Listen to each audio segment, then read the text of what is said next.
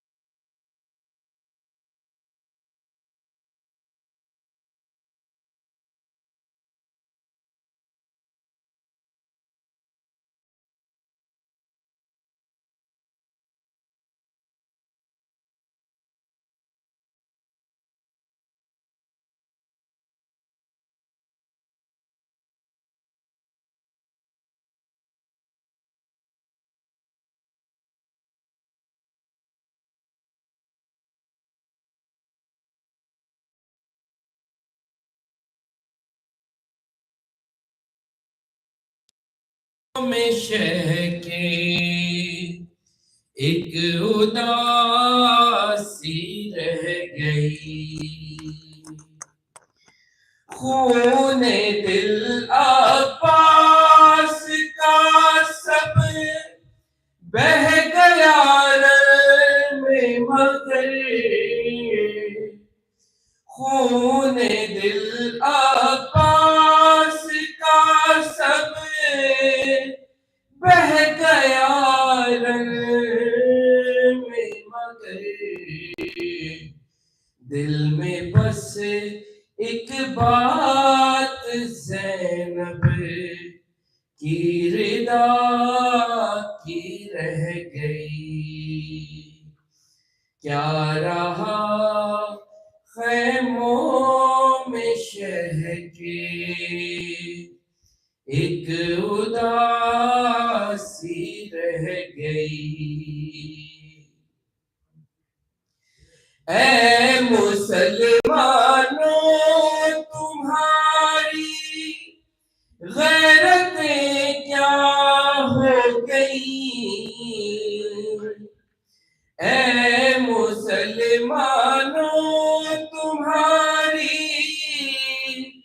غیرتیں کیا ہو گئی،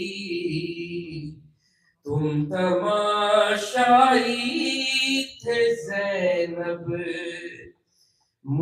छुपाती रह गई, क्या रहा खैमों में शह के, एक उदासी रह गई। पर मोहम्मद वाले मोहम्मद सल्लल्लाहु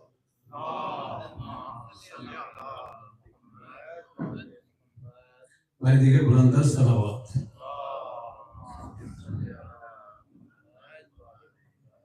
Bismillahirrahmanirrahim. Brothers, we're here in the third night of Muharram for Majlis Yaza.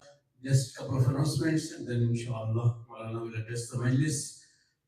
First of all, as you are aware that we have been organizing this Majlis for last more than 1 decade. MCE organizing the Urdu and English Majlis in East London. Alhamdulillah, our volunteers are working day and night to make this program a success. Our estimated budget is roughly 30 to 35,000 pounds. So we definitely need your help and support in this regards. So inshallah, from today we're going to start the collection. Our volunteers would be in the doors inshallah. After each majlis, I will request and urge the community to please help and support the majalis of Imam Hussain al-Islam. Bulandar salawat. Also, as promised yesterday, inshallah, we were able to add another class because there was many brothers and sisters who were complaining that some of the students, they were in the waiting list or they were refused because of the limited number of the seats. But alhamdulillah, we were able to add up another class today. So inshallah, in coming days, if you wish to join the classes, your children, you're more than welcome. The classes are from 6 to 13 years old children, and registration opens for first session at 6:45 and second session at 7:45. By Muhammad Salawat.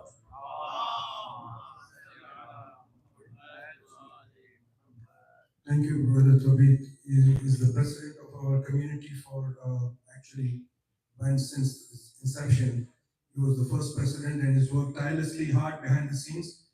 You may not see him on the floor as frequently, but trust me, he makes me sleepless nights. He calls me 1 in the morning, he calls me 2 in the morning, and also 7 in the morning as well. So thank you very much for keeping me awake all the time. Now, just a small announcement before I call Maulana on the member. Tomorrow, inshallah, just before the English program, Al-Ain Charity will be here to raise their appeal. They're doing a good job actually in Iraq and all around the world. For Afghanistan, you must have obviously seen their website and all their TV programs as well, which they carry out through the year. I would appeal to you all to support them with your wholeheartedly. By Muhammad wa ala Muhammad salawat. Now, can I request for Dr. Rehan Naqvi to come forward for today's English Majlis? And this is our fourth Majlis, if I'm not mistaken. Third Majlis today. By Muhammad wa ala Muhammad salawat.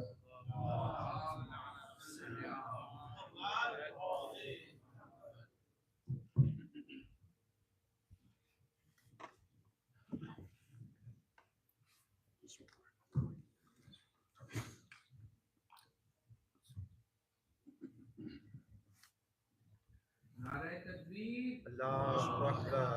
नाराए रिसालत, Ya Rasulullah. नाराए रिसालत, Ya Rasulullah. नाराए Hydari, Ya Ali. बुलंदर Salawat. Allahumma salli ala Muhammad wa ali Muhammad.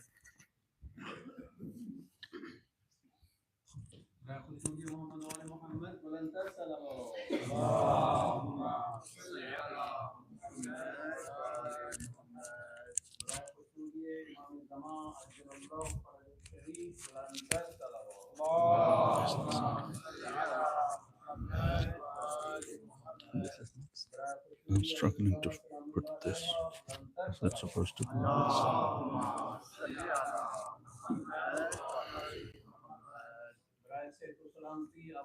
scholars, ulama, marajib, lansar salawat.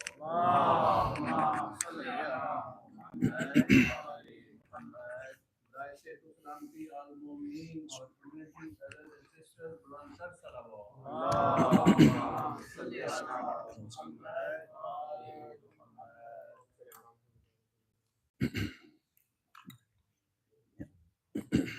Thank you.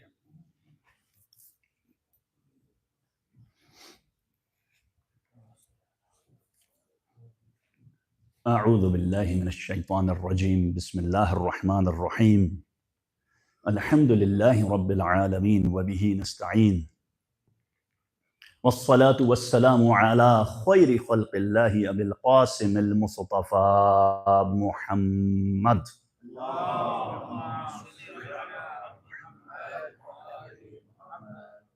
وعلى أهل بيته الطيبين الطاهرين المعصومين أما بعد فقد قال الله سبحانه وتعالى في كتابه الكريم أعوذ بالله من الشيطان الرجيم ومن يخرج من بيته مهاجرا إلى الله ورسوله ثم يدركه الموت فقد وقع أجره على الله. Please recite as-salawat.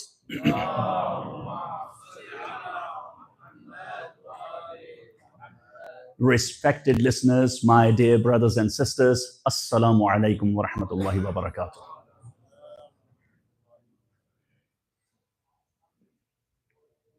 Today, I would like to start by revisiting a monumental event in the history of Islam. In the year 622, when the Holy Prophet ﷺ emigrated from Mecca to Medina. This was a watershed moment in Islam. And it was not just an escape from Mecca. It was in fact the birth of a vibrant Islamic civilization that was going to spread all across the world. It all started from there in Medina. After that, Hijra. And that civilization touched the hearts and minds of people all across the world in different geographical locations.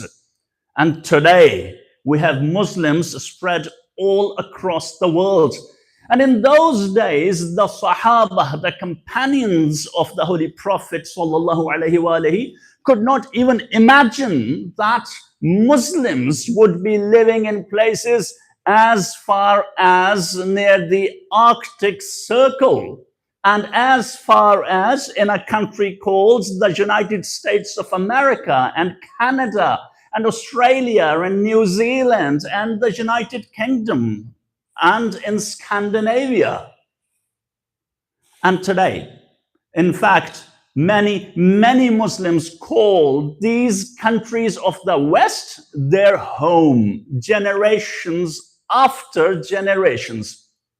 However, recently, there has been a growing sentiment among the Muslim populations in the West in general, and Shia Muslims in particular, that perhaps this is the time to do the Hijra and leave the West.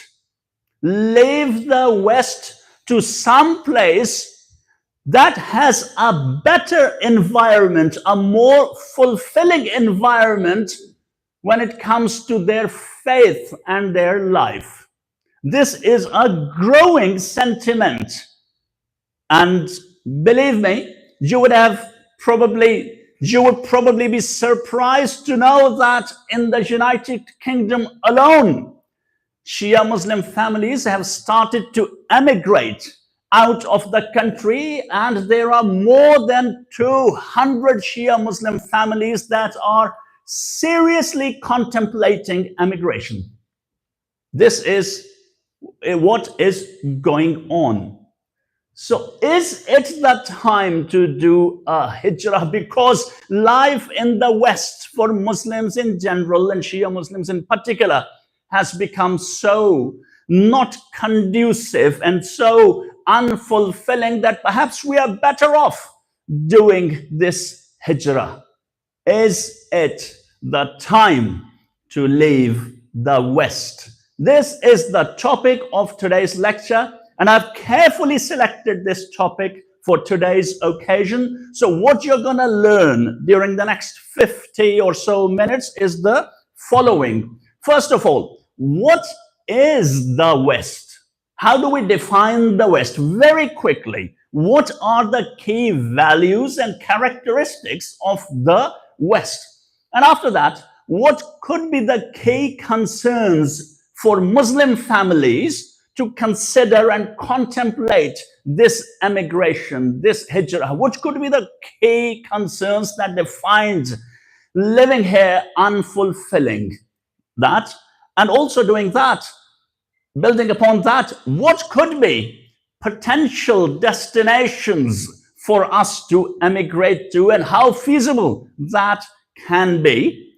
And after that, what is the Islamic concept of hijrah, and what can we learn from the Holy Quran when it comes to hijrah and emigration? And after that, I'll take a closer look at history and give the historical accounts of some of the events surrounding the arrival of Imam Hussein alayhi salam in Karbala, and end this lecture with a brief eulogy, inshallah. But before I proceed, wherever you are, you who are blessed to be present here and those who are blessed to be watching this program online, from the bottom of your heart, please recite a synchronized, beautiful and loud salawat.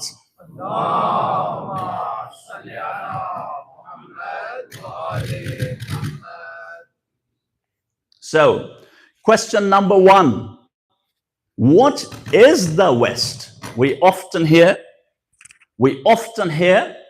things about the West, the East versus the West in political terms. And also we hear it sometimes in religious speeches, what are the wrong things happening in the West? So the West generally refers to the countries of Europe and the United States and Canada and their allies, Australia and New Zealand. This is geographically speaking, this is the West. But what are the characteristics of the West? What are the values of the so-called West? So one thing first, West is not a monolithic entity. West, please recite the salawat.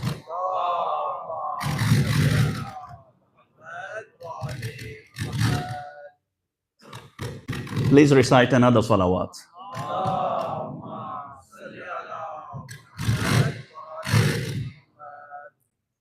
We seem to be experiencing some technical difficulties. Let's pray to Allah subhanahu wa ta'ala. With the barakah of salawats, this difficulty disappears. Recite a salawat.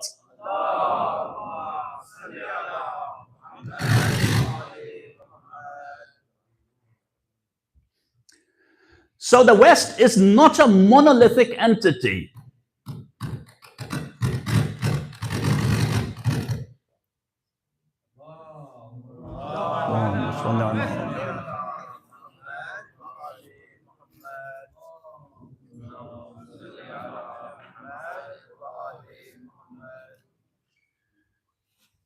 So we see that, for example, Scandinavia is the West, the UK is the West, Southern Europe is the West, countries of Eastern Europe are the West, Germany, France, the UK, and all these countries have different cultures.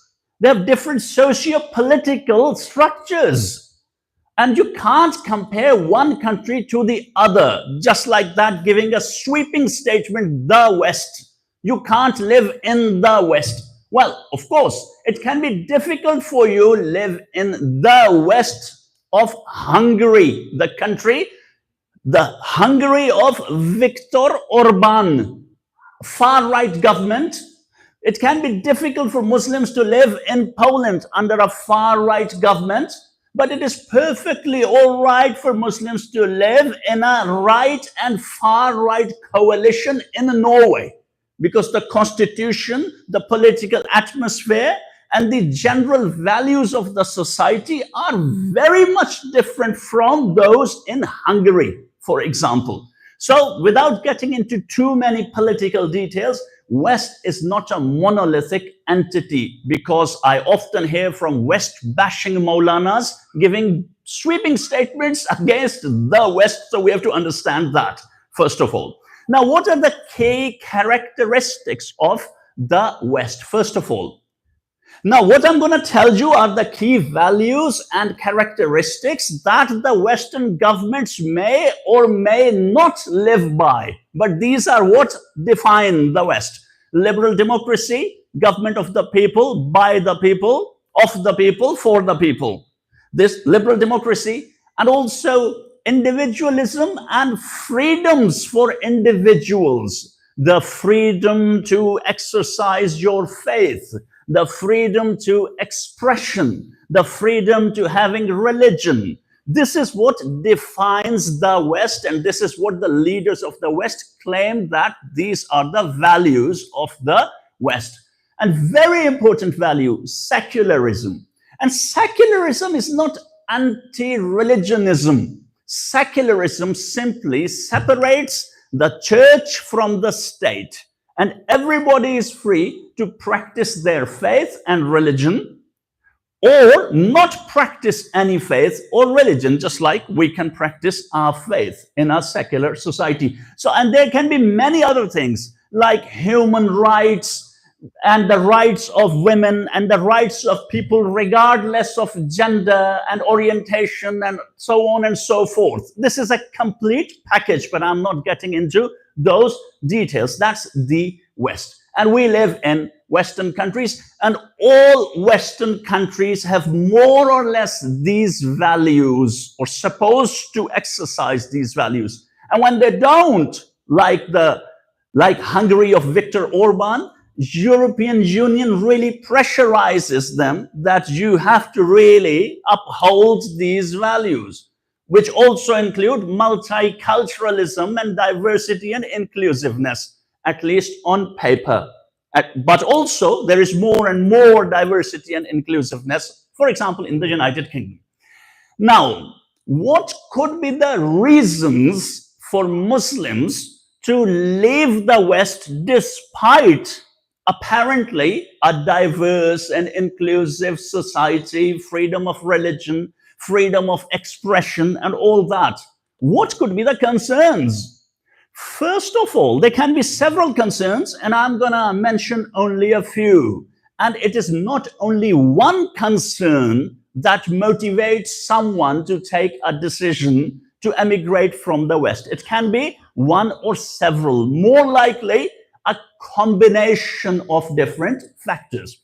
So first of all, they want to live in a country or a society where Islam is the norm. Yes, some people have become tired of living in a society where Islam is not the norm. Although you can practice your faith, you can build your mosques, you can have azadari processions, but Islam is not the norm. You always have to be careful what's halal, what's not. You always have to read the ingredients before consuming something. And also you don't hear the sound of the adhan. So they want to go and live in a country where they can at least hear the sound of the adhan 5 times a day. But if they end up in a country like Pakistan, they won't hear it 5 times a day. They would hear it hundreds of times a day. Because it would start at the time of Maghrib with 25 different types of adhans, and will continue until it's Isha time, and it will start again. Something like that. But so adhan is important, very important to hear that sound, and that's a very genuine concern. People want to live in such a society. Concern number 2 could be that they really don't like the culture, they don't feel like they belong. They want to live in a society where they feel like they're one of the people, one of the majority society. They speak the same language, they have the same religion, they have the same sort of culture, and also rituals, and so on and so forth. And that's also quite a genuine concern. People might have that. And it could be a combination of both of these things, Islam as a norm and the culture. And the third thing, and this is a very serious issue, what I'm going to tell you. Third thing, toilets. Toilets. We don't have inclusive toilets here. Loo is a serious issue here. So let me tell you a true story. True story. There is this family, they were traveling in Denmark by road, and they needed to go to the loo. The children needed to go to the loo, the family needed to go to the loo. So they stopped by a public toilet. They had to pay money to get to the toilet, use it, and they filled their bottles of water to do tahara. And guess what? The staff of that public toilet, the Danes working there, they said, no, no, no, you're not allowed to take water into the toilet. They said, this is none of your business. We can do whatever. We can bring whatever into the toilet. They said, no. They strictly said to them, those Danes were crazy. They wanted to control what people do in the loo. You see, these are practical problems that we face. Although we have been here for generations and decades, we should start a campaign for inclusive loos, by the way. Someone needs to start that, because nowadays there's so much talk about inclusion. Anyway, genuine concern. These small things can make life difficult sometimes, really. Another concern, and very, very genuine concern. People are really worried about their children and future generations. And they're worried that they might lose their children and future generations, God forbid. That they will lose their faith, that they will run away from their homes, that they will change their names, that they will marry non-Muslims, that they will, God forbid, commit greater sins.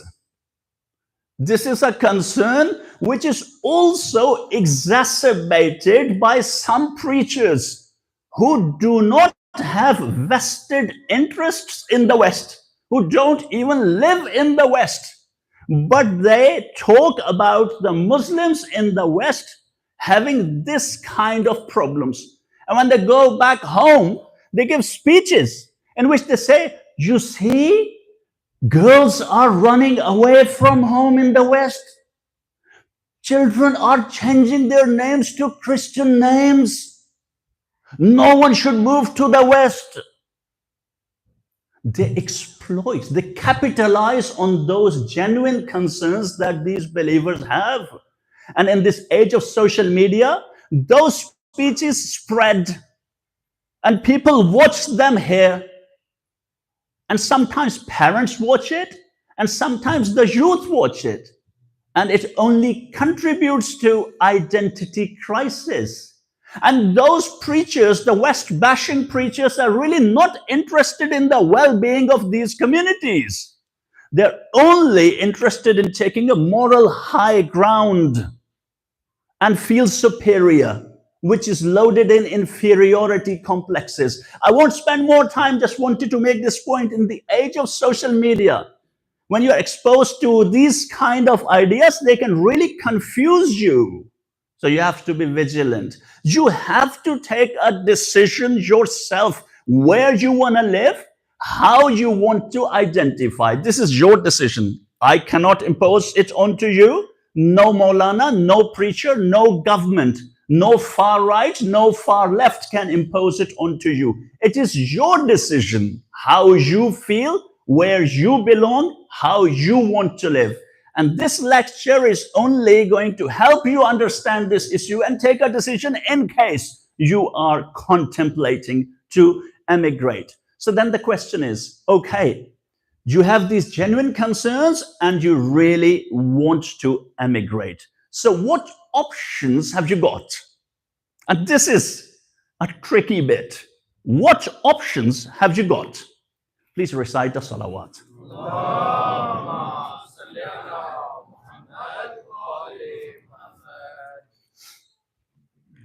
You see, we have Muslims of different types living here.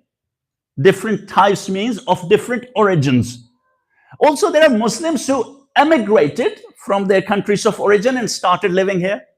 And there are those Muslims who were born here, like many of you, maybe a majority of you were born here, born and brought up here. And those who emigrated from their countries, they came for different reasons. As a guest worker in the 50s, in the 60s, and eventually they stayed here.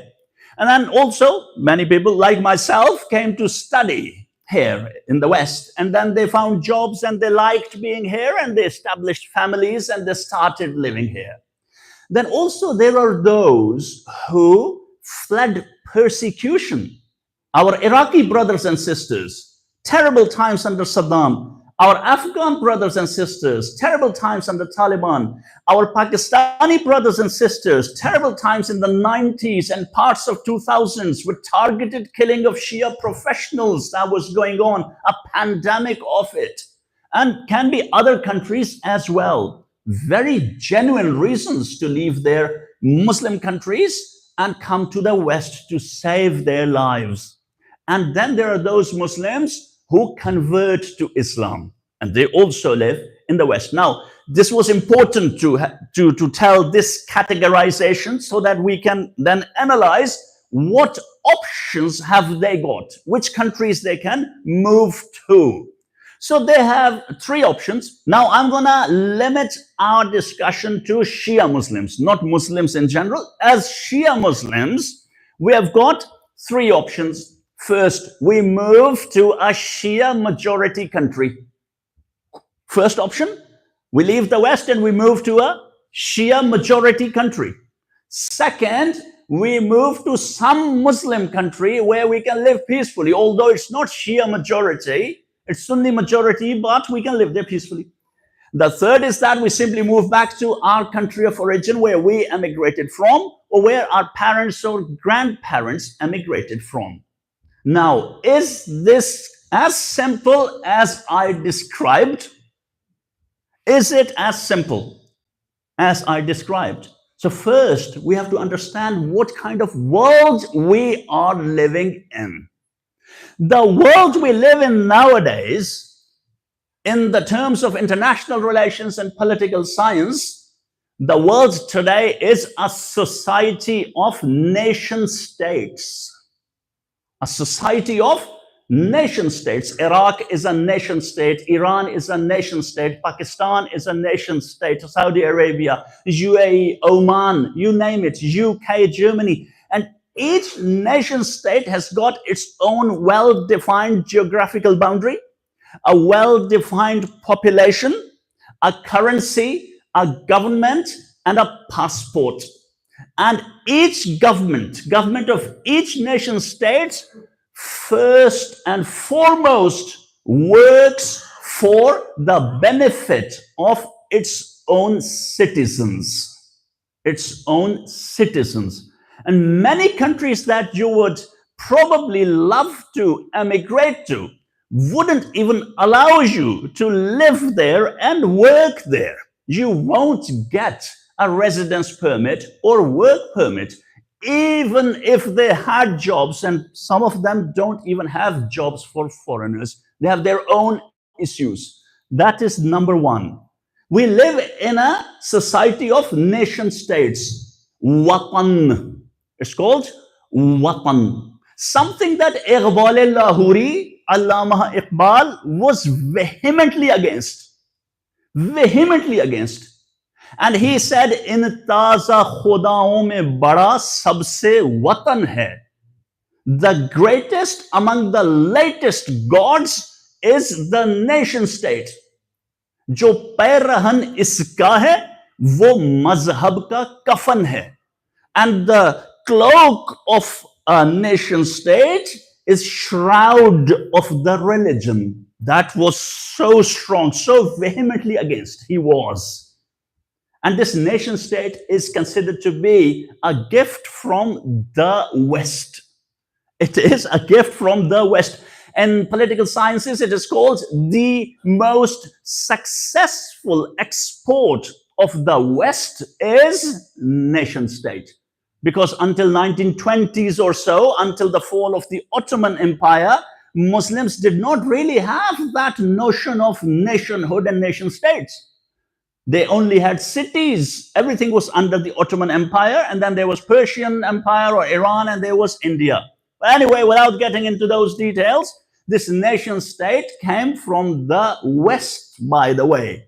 And nowadays, we are proud to be national of those countries. And it's not that easy for you to simply, oh, by the way, I am Shia, so I am moving to Iran tomorrow. Oh, by the way, I am moving to Iraq tomorrow, and I'll get a great job, and I'll work there, and I'll live peacefully hereafter. No. And even if you got it, a job or a work permit or something, you're not gonna get equal citizenship in those countries. And with all due respect, this is their constitution, and we respect their constitution. This is their law, this is their country, and they have very good reasons to have those laws. So no one should feel like I'm criticizing any country. I'm just presenting the reality as it is. And I love going to Iraq. I love going to travel around in Iran. And I have family, friends, and I go and stay at their place in Baghdad. So no one should think like I have issues with. We have cultural and religious ties with those people. Governments I'm not talking about. People I'm talking about. So you can't simply go and start living. And even if you did, you will again become a foreigner. It will take you ages to learn the lahja Iraqiyya. When they start saying Shalonak Ziyan and Gilla, you will say, what is this? For 6 months, I learned Arabic in London. What are they saying? And then you go to Iran, and then you wouldn't understand what's going on. You wouldn't know who are their actors and actresses. You won't just step in and listen to a stand-up comedy and films. You will say, what's going on? So you will make your own circle of Pakistani, Western, Indian, African, Kenyan, Tanzanian people, and you will just become a foreigner again. And you won't be able to take part in democracy. You won't be able to vote. You won't be able to do anything. So this is a reality. But some people say, I don't care. I will go to the Hausa. Some people say, I'll go to the Hausa. Very good, very noble thing. Go if you can. But if you take Hausa as an escape from responsibilities, to run away from the West so that you can live comfortably and you don't have to fulfill any responsibilities, your intention is not correct. Islam wants us to go to the Hausa, learn, spend a few years, come back and work in the community. So Hausa is not for you a luxury to run away, escape from here, go live there, and then live and continue living there. This is not, unless you want to become a marja. And if you really want to become that, sure, it takes quite some effort and time. So this was the thing about Shia. So you say, okay, you know what? The Shia countries, they're struggling and they have issues. I don't care. I will go to Dubai. Dubai has many more opportunities, rich country. They give work permit, you can do business and all that. Perfect, go to Dubai. So you are telling me that Dubai is a chaste utopia and England is filth. If this is the case, go and live in Dubai. It's a chaste utopia. Everything is beautiful there. Everything is pious, tahir, pak, pure. And England is filth. So go and live in Dubai. Good luck. So you say, no, okay, no, Maulana, you are so cynical. I'll go and live in Saudi Arabia. Sure, go. Go live, get a job at Saudi Aramco and go and live there in their camp as a foreigner, as a colored person, despite your European passport. Go and live there as a Shia. You do your thing, your prayers, your azadari in some sort of small room, whatever, but you'll get loads of money. And what will you do with that money? Again, you would have to emigrate again somewhere with that money to live comfortably. I say, no, okay, I want to go. Some people are going to Saudi Arabia and I wish them well. I have some friends who have moved to Saudi Arabia. It's a great place for career-wise, but I'm talking about living permanently and establishing families and stuff. They say, no, Maulana, there is a gem in the Middle East that you've forgotten. And that is Oman. Oman. And those 200 families that I talked about in the beginning, that I have learned from reliable sources that they are seriously contemplating emigrating from the UK, they are contemplating moving to Oman. And Oman is a wonderful country. It has perfect religious harmony, intersect harmony, and I myself visited Oman just a couple of months ago. And it was not to look at it with that intention that I want to emigrate to Oman, no, but I wanted to go there because I had heard so many good things about that country. Beautiful country, wonderful people, loads of opportunities in the energy industry, in the IT industry, and some people have already moved, and quite some Shia population, the Alawati people who are native, who are Omani Shia, and other Shia people, Pakistani, Indian, different kinds, many beautiful mosques. Everything is wonderful. I loved Oman. I fell in love with Oman. But the interesting bit is every other Pakistani and Bangladeshi there asked me, how could they get to the West? How could they get to the West? Because they don't have equal citizenship. They are that cheap labor that I enjoyed my meals and stays and services on the backs of those poor Pakistani and Bangladeshi guys. Having all those tasty meals and karak chai and everything. That Pakistani guy, that Bangladeshi guy is working there. And then when I was returning, I experienced something really bad. All that hospitality, all that niceness of the Omani people, and I still have great respect for them. But at the airport, things changed. When you leave the airport, the people who look Pakistani, they are interrogated. And I was interrogated not once, but twice. Despite my Norwegian citizenship, they had a hard time believing, how can a Pakistani-looking guy come with a Norwegian passport to do tourism? You are supposed to be our slaves. And other guys were really going through hard time. Really going through hard time. I heard they were telling them your residence cards, resident card of this European country is fake. This is fake visa. They were really being interrogated. And I don't say that Pakistanis don't do fishy business. They do.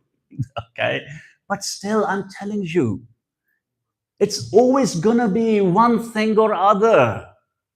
It won't happen like that. Usually, it wouldn't happen like that sort of stereotyping at the airports of the UK in the West. I don't think so. I travel quite often. It wouldn't happen like that. I regularly travel, weekly basis. So these are the realities. So third option, let's return to our country of origin. So if you're from Tanzania, I don't know much about Tanzania, to be honest, and I've never been there. So I can't tell much, but I've heard great things. And if someone wants to move back to Tanzania or repatriate or move because their parents or grandparents came from there, probably it's a great place. I'm not in a position to say anything about it. I've heard only good things about Tanzania. I've heard mostly good things about Kenya. I've heard very good things about Uganda. about many different countries, and I am not in a position to say anything about those countries. But if you are of those countries, your origin, probably you can go and take a look. Maybe you're gonna enjoy it. But never take a one-way door decision right away. There are two types of decisions: one-way door decision and two-way door decision. One-way door decision is once you have taken it, you can't come back. Well, eventually you might be able to come back, but after having paid a big price and a big loss. But a two-way door decision is you can get in, get out, get in, get out. Go there for 2 months, 3 months, live for a year. Don't burn the bridges and see how life is. And maybe you're going to love it. But I have also seen studies and academic research that several people from European countries, they moved to the countries of their parents. Younger people who were born and brought up in the West, they moved to the countries of their parents, and then they came back after some time. They wanted to live a Muslim life in those countries, and they said, you know what, we faced two extremes. One section of the society has become very liberal, and that looks down on us that we have come to live a chaste life. And the other section of the society is so traditional that we can't really interact with them. They are way too traditional. And they said, then we realized that we were more Western than that origin of our parents. So now you can go to the country of your origin, but you make sure that your children, they are safe. And I'm not talking about physical safety. I'm talking about psychological safety. You can move to the country of your origin, but you have to make sure that your children will not feel that being Shia Muslims, they are a second-grade citizen, that they are agents of Iran, that they cannot become whatever they want to become, that they can't run for the office, and will always be seen as the others and lesser humans, because that can leave deep scars on their souls. And I'm going to share something very personal with you today, very personal for the very first time. These deep scars. I grew up in Pakistan. And this is my personal experience, and I'm not saying that everyone goes through that throughout that country. I grew up in Pakistan, and when I was 11, my family moved from one city to another. It was a relatively backward area in Pakistan. It was a new place, strange place for me. I was just 11, and I went to a new school. New class fellows, new peers. Very strange. Everything was new. And then one day at school, during the break, we were 8 or 10 boys sitting together. That one boy stood up and he said, "Hey guys, listen. Today, I'm going to tell you something about Rehan. I'm gonna reveal a secret today about Rehan." I became scared. I literally became scared. And I thought, what was going on? He said, "You know what? Rehan is Shia." And all those boys, they looked at me. "Ah. He is Shia?" You know how I reacted? 11-year-old boy in a new place. I said, No, I'm not Shia. No, I'm not Shia. They said, yes. That boy said, yes, I know. I'm sure because the teacher told me. The teacher, my teacher, was going behind my back, speaking to my class fellows that, hey guys, your new class fellow is Shia. That was a deep scar on my soul that keeps coming to the fore from time to time. That keeps coming to the fore from time to time.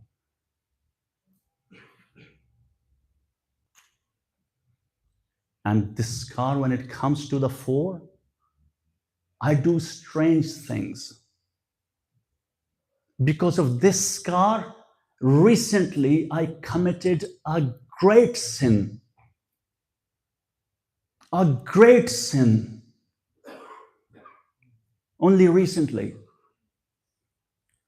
At work, I went to the prayer room, and there was a Sunni brother standing there. And I did wudu.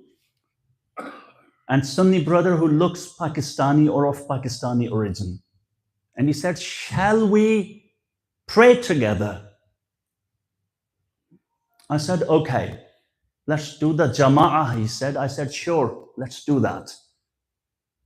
And then I said to him, you lead. It would become complicated. It was Zohar prayers. I said, you lead. He said, okay, I will lead. You say the iqamah. I said, okay. I started iqamah. Allahu Akbar, Allahu Akbar. Ashhadu an la ilaha illallah, ashhadu an la ilaha illallah. Ashhadu anna Muhammadan Rasulullah. Ashhadu anna Muhammadan Rasulullah. Sallallahu alayhi wa sallam. And then I committed a great sin. Not a sin in the religion of a Maulana, a khushk zahid, someone with dry piety. But in the religion of ishq, it was a great sin because of those scars on my soul. I did not say, Ashhadu anna Aliyyun waliyullah. I said it in my heart. I lamented so much after that. I said, you are so weak, you sit on the pulpit. Shame on you. I said to myself. And then I waited for the next opportunity. And I saw the brother again. And I thought, you know, this time I will say, Ashhadu anna Aliyyun waliyullah. But this time he said, you lead. And he insisted. So I led the prayers and he said the iqamah. But at least I led the prayer our way, Shia way. But there was no Ashhadu anna Aliyyun waliyullah in the prayer. I still didn't say it. Because of those scars. Make sure wherever you take your children, they don't have to go through those things, that they will have those deep scars on their souls. Make sure. Make sure. Please recite the salawat. Allahumma salli ala Muhammad wa ali Muhammad. And then, yes, you can emigrate to any place you feel home. You can like it. You can have a good, fulfilling life. You can find a good career, good job, good money, and maybe also live a fulfilling life, a pious life. You can do hijrah. But I'm telling you, hijrah is not only about leaving one place and going to another physically. I said in the beginning, I was going to tell you what's the Islamic concept of hijrah. There were many people who migrated from Mecca to Medina physically, but still they hadn't done the hijrah. They hadn't done the hijrah. Allah subhanahu wa ta'ala says in the holy book, Surah An-Nisa, verse number 100, a part of which I recited in the opening sermon. وَمَنْ يَخْرُجْ مِنْ بَيْتِهِ مهاجرا إلى الله ورسوله ثم يدركه الموت فقد وقع أجره على الله. Allah subhanahu wa ta'ala says, the one who leaves his bayt, leaves his house, muhajiran, in the state of being muhajir, and then ilallahi, towards Allah, and towards his Rasul, towards his messenger, and then he dies, then surely his ajr, his reward is upon Allah. The key point here is يخرج من بيته, the one who leaves his house, being a muhajir. Which house? You leave London and you go to, let's say, Najaf or Qom or Mecca or Medina or Mashhad or Samarra or Karbala, and you start living there. You have left your house here in London, but you haven't left the house of your nafs. It's all gonna be in vain.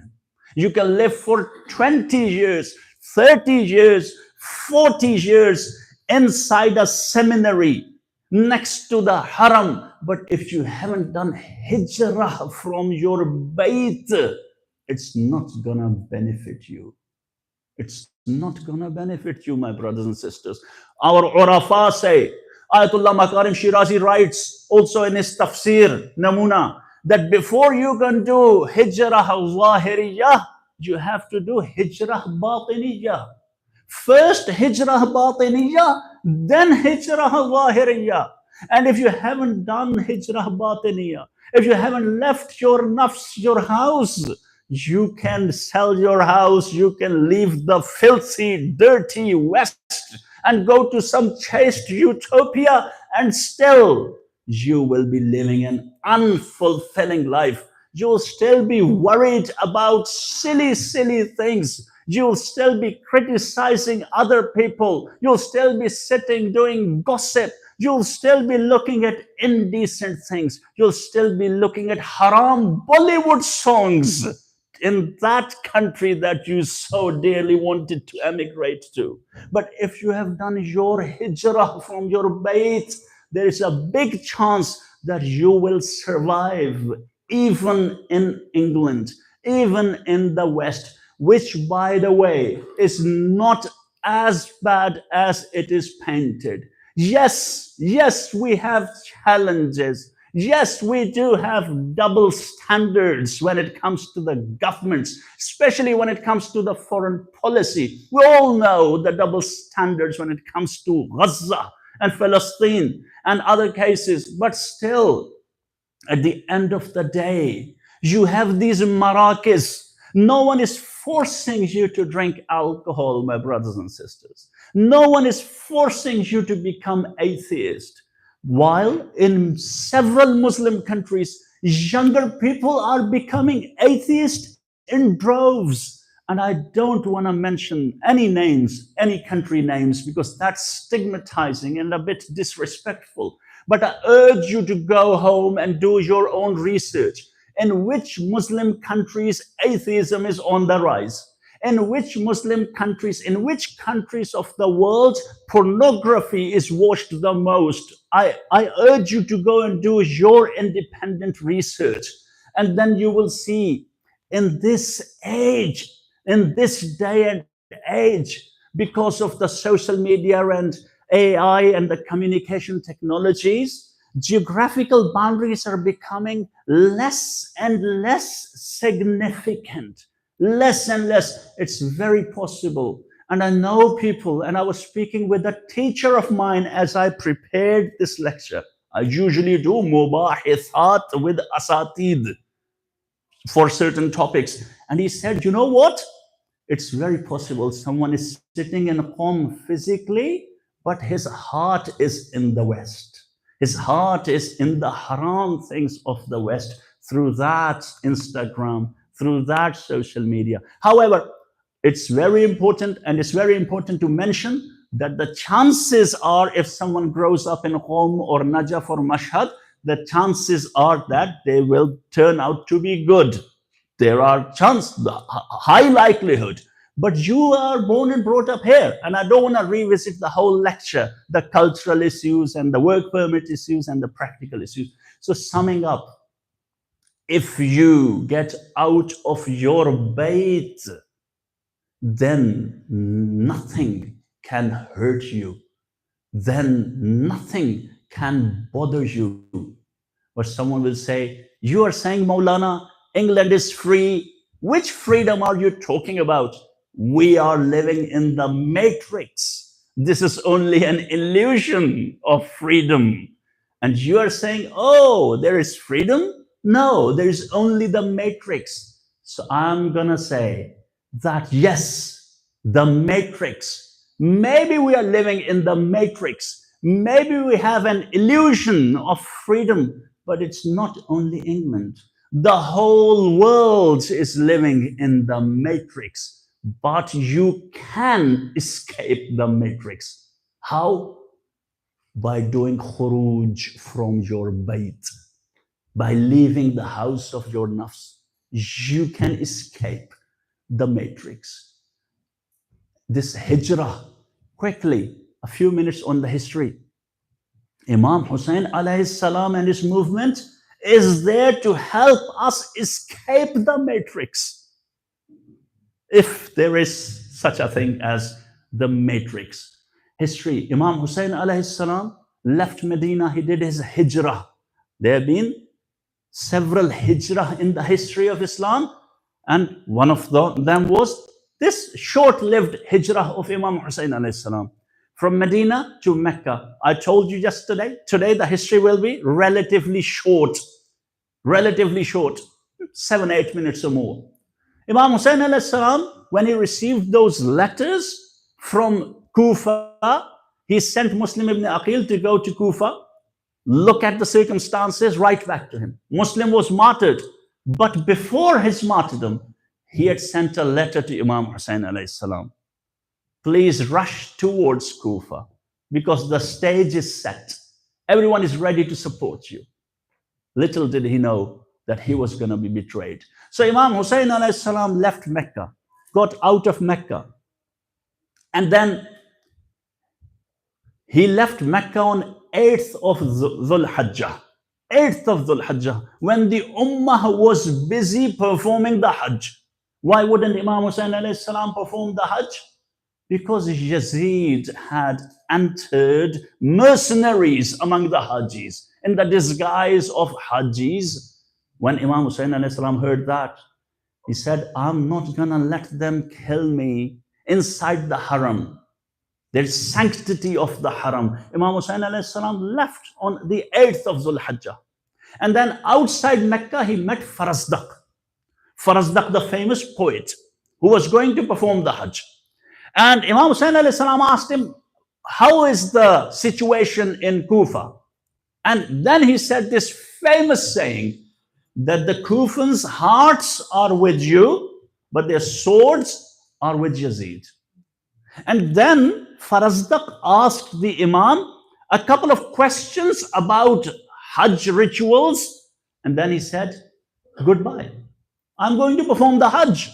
He didn't join Imam Hussein alayhi salam. The Imam continued until they reached a place called Sharaf. Sharaf or Sharaf. Over there, they loaded up the water supplies, Imam Hussein's caravan. At that moment, Hur arrived. Hur is still in the army of Ubaidullah ibn Ziyad, commander of 1,000 horsemen. And Hur said, I've been ordered by Ubaidullah ibn Ziyad to take you to Kufa. Because they did not want Imam Hussein alayhi salam to arrive in Kufa freely. No. He arrives freely, people join him, uprising. No. They wanted to control him. Yes, come to Kufa, but as a prisoner, effectively. So he said, Hur said to the Imam, I've been ordered by Ibn Ziyad to take you to Kufa. Imam Hussein alayhi salam said to Hur, death will befall you before you do that. Then he said, Hur, okay, what I'm going to do is that I'm not going to let you go to Kufa on your own. I'm not going to let you go anywhere else. In the meantime, I'm going to write a letter to Ibn Ziyad and ask him what should be done. So he sent a letter, a horseman, a messenger took that letter, and then he came back. There are about 20 or so days in between, 10th of Zulhijjah, 11th of Zulhijjah, and 1st of Muharram. So in between, the messenger went to Kufa, handed over that letter from Hur to Ibn Ziyad. Ibn Ziyad wrote back a letter and sent it to Hur with a messenger. In the meantime, Hur with his 1,000 horsemen kept an eye on Imam Hussein alayhi salam and his caravan and kept moving with them. Just kept moving with them, keeping an eye on Imam Hussein alayhi salam. Then, according to the books of Maqtal, on the 2nd of Muharram, according to some narrations, 1st of Muharram, but most narrations say the 2nd of Muharram, a horseman came rushing towards Imam Hussein alayhi salam and Hur, where both were. And that horseman went straight to Hur. He did not say salam to Imam Hussein alayhi salam. He said salam to Hur and handed over the letter of Ibn Ziyad to Hur. It was written in the letter, be harsh on Hussein. Do not let him go to Medina or Kufa. Take him to some barren land far away from water. When that messenger arrived, Imam Hussein alayhi salam had just entered a place called Nainawa.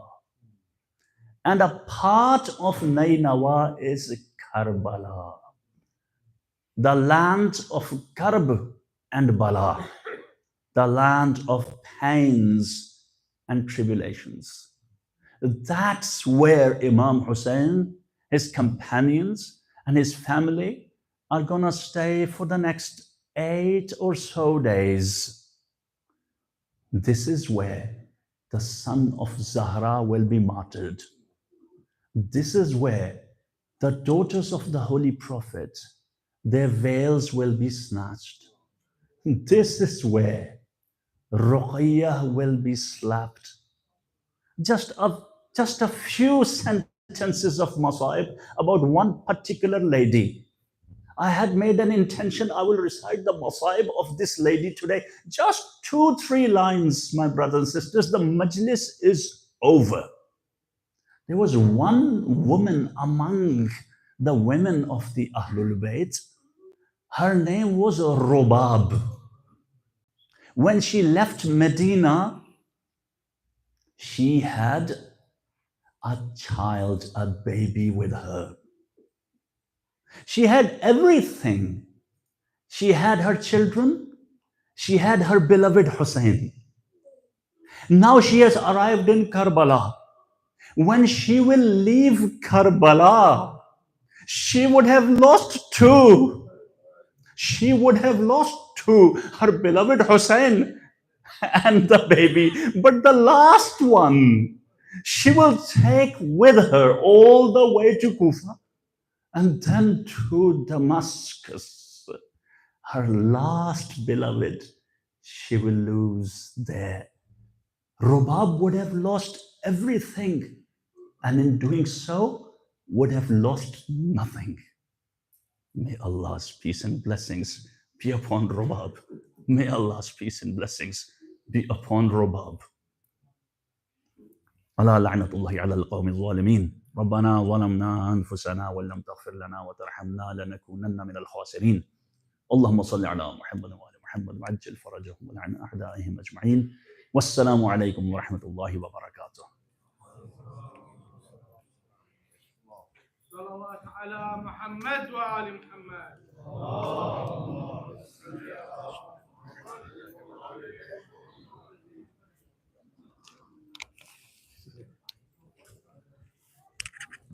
Brothers and sisters, today we have started collection for the Majalis of Imam Hussain alayhi salam. Our orienters would be the doors.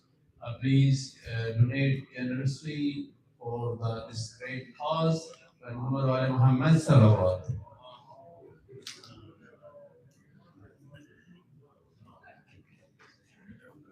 میں ملتمس ہوں برادر فرحان حیدر سے تشریف لائیں اور امام علی مقام کے سلام پیش کریں.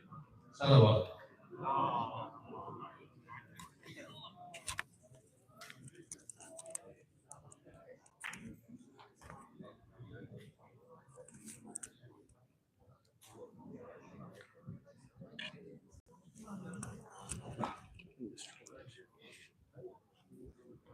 نعرہ صلوات.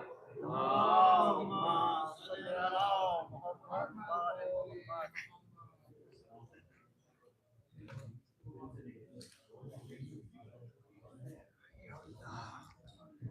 ایک صلوات کا سہارا دیں حضرات.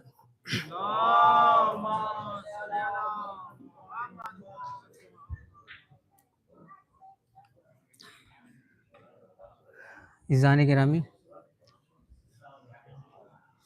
جناب سغرا کے حوالے سے انہوں نے جو خواب دیکھا تھا اپنے بھیا علی اکبر کے حوالے سے کلام پیش کر رہا ہوں، سماعت فرمائیں. خواب سغرا، خواب سغرا، خواب سغرا،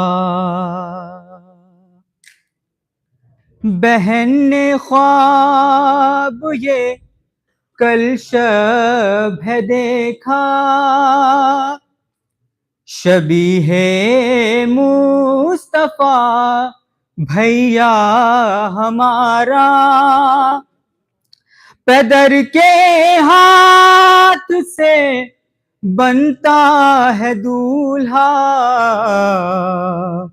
بہت مسرور ہے خوش ہے سکینہ، دمکتا ہے خوشی سے سب کا چہرہ،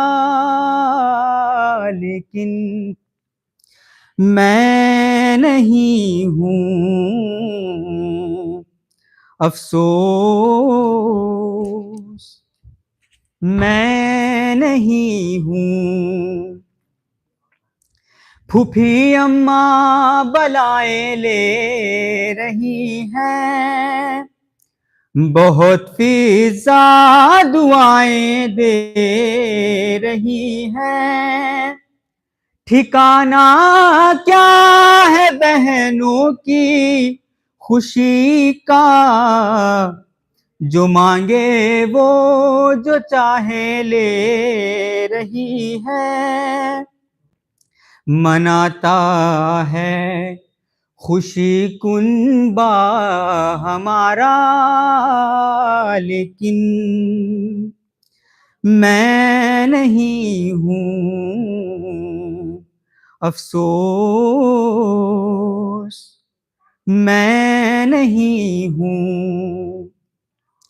مہک سحرے کی یہ بتلا رہی ہے، سواری سیدہ کی آ رہی ہے، نجف سے مرتضیٰ آئے ہوئے ہیں، ہوا تعظیم کرنے جا رہی ہے، ہیں آنچل مل کے سب بہنوں نے ڈالا، لیکن میں نہیں ہوں افسوس، میں نہیں ہوں. اچانک خواب ٹوٹا روئے سغرا، تھا گھر میں ہر طرف چھایا اندھیرا، تھا لاشوں سے بھرا گنج شہیداں، علی اکبر کے سینے میں تھا نیزہ، میرے بابا تمہیں دینے کو پرسا، لیکن میں نہیں ہوں، افسوس میں نہیں ہوں۔ ابھی تو خواب تھا کتنا سہانا، تھا جن ہاتھوں میں دیکھا میں نے کنگنا، وہ سینے کا لہو روکے ہوئے تھا، کہاں کی رسم شادی کیسا صحرا، سبھی دیتے ہیں بابا کو سہارا، لیکن میں نہیں ہوں، افسوس میں نہیں ہوں۔ ثمر بہتے رہے صغرا کے آنسو، بھرے اکبر کے خاکوں خون میں گیسو، علی اکبر سوئے جنت سدھارے، فضا میں رہ گئی بس خون کی بو، جنازہ میں اٹھاتی مل کے بابا، لیکن میں نہیں ہوں، افسوس میں نہیں ہوں۔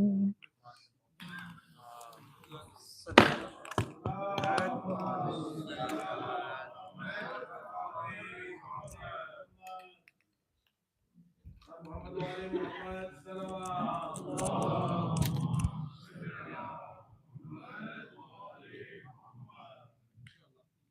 بھائی دیگر بلندر صلوات۔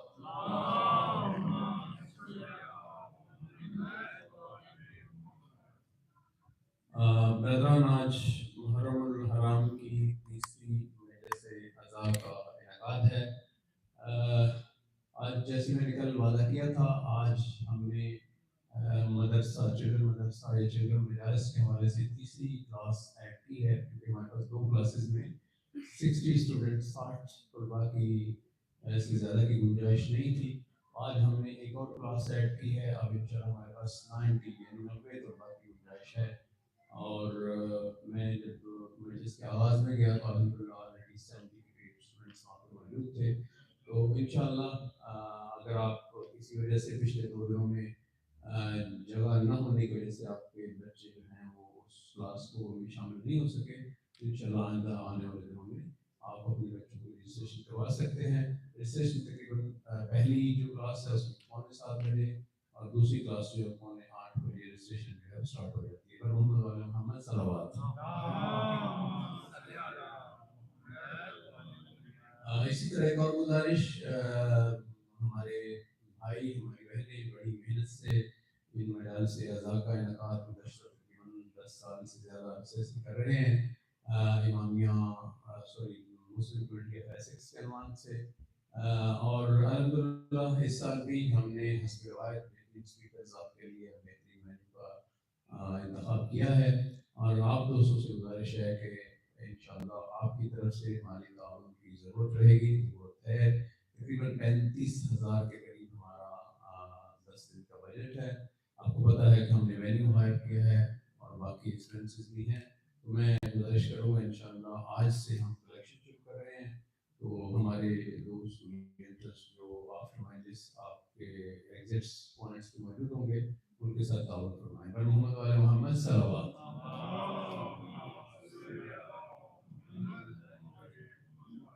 بغیر کسی تاخیر کے میں ملتمس ہوں حضرت الاسلام والمسلمین مولانا ڈاکٹر سید عباس نقوی صاحب سے کہ وہ آج کی مجلس سے عزا سے خطاب فرمائیں۔ بلندر صلوات۔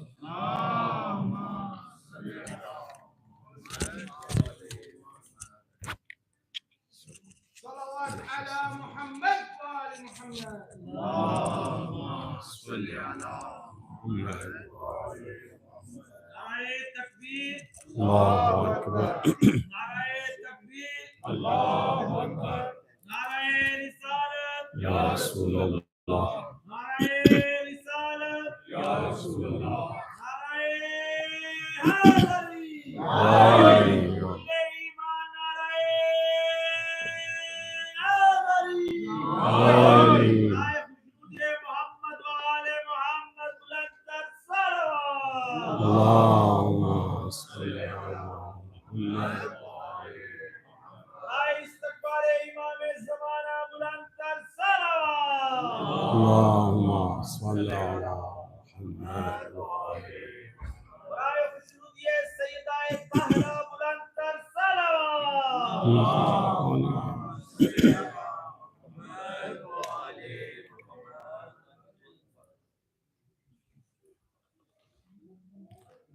رحم اللہ من یقرأ الفاتحہ. بسم اللہ الرحمن الرحیم. یا رب. بسم اللہ الرحمن.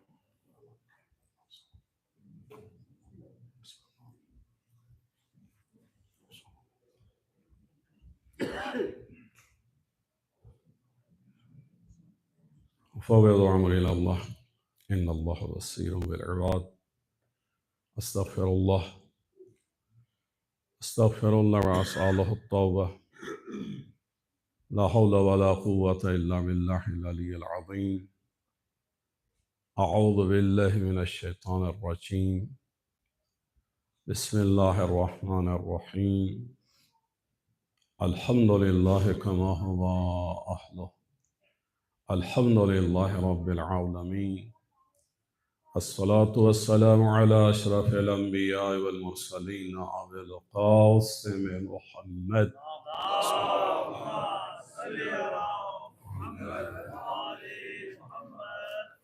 وعلى آله الطيبين الطاهرين المعصومين لا سيما بقية الله في الأرضين ولعنة الله على أعدائهم أجمعين من الآن إلى قيام يوم الدين.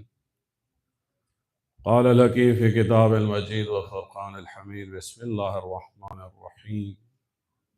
يا أيها الذين آمنوا اصبروا وصابروا ورابطوا واتقوا الله لعلكم تفلحون. صلوات. صلى على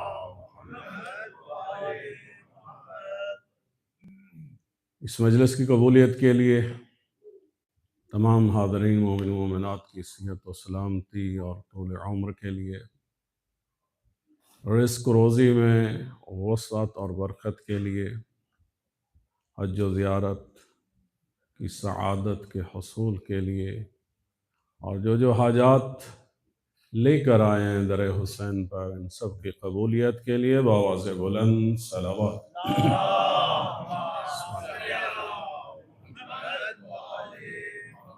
اس صف ادا میں شہدائے کربلا اسرائے کربلا ارواح طیبہ کی آمد کے لیے بآواز بلند صلوات.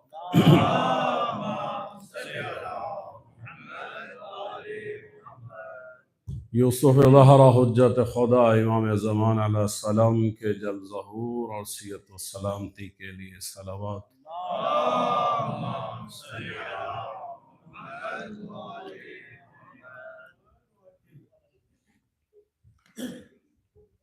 بہت بہت شکریہ اس عبادت میں شرکت کے لیے آنے کا.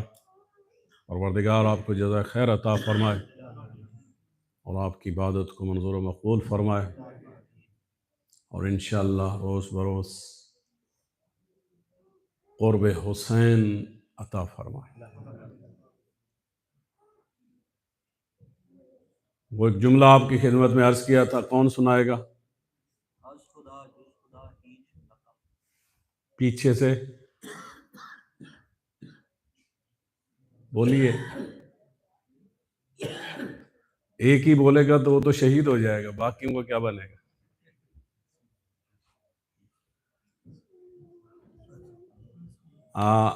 آخری دفعہ ہے انشاءاللہ. آئندہ ہر موجود شخص مشکل نہیں ہے، اظہار محبت کریں، تھوڑا سا اللہ سے اظہار محبت کریں.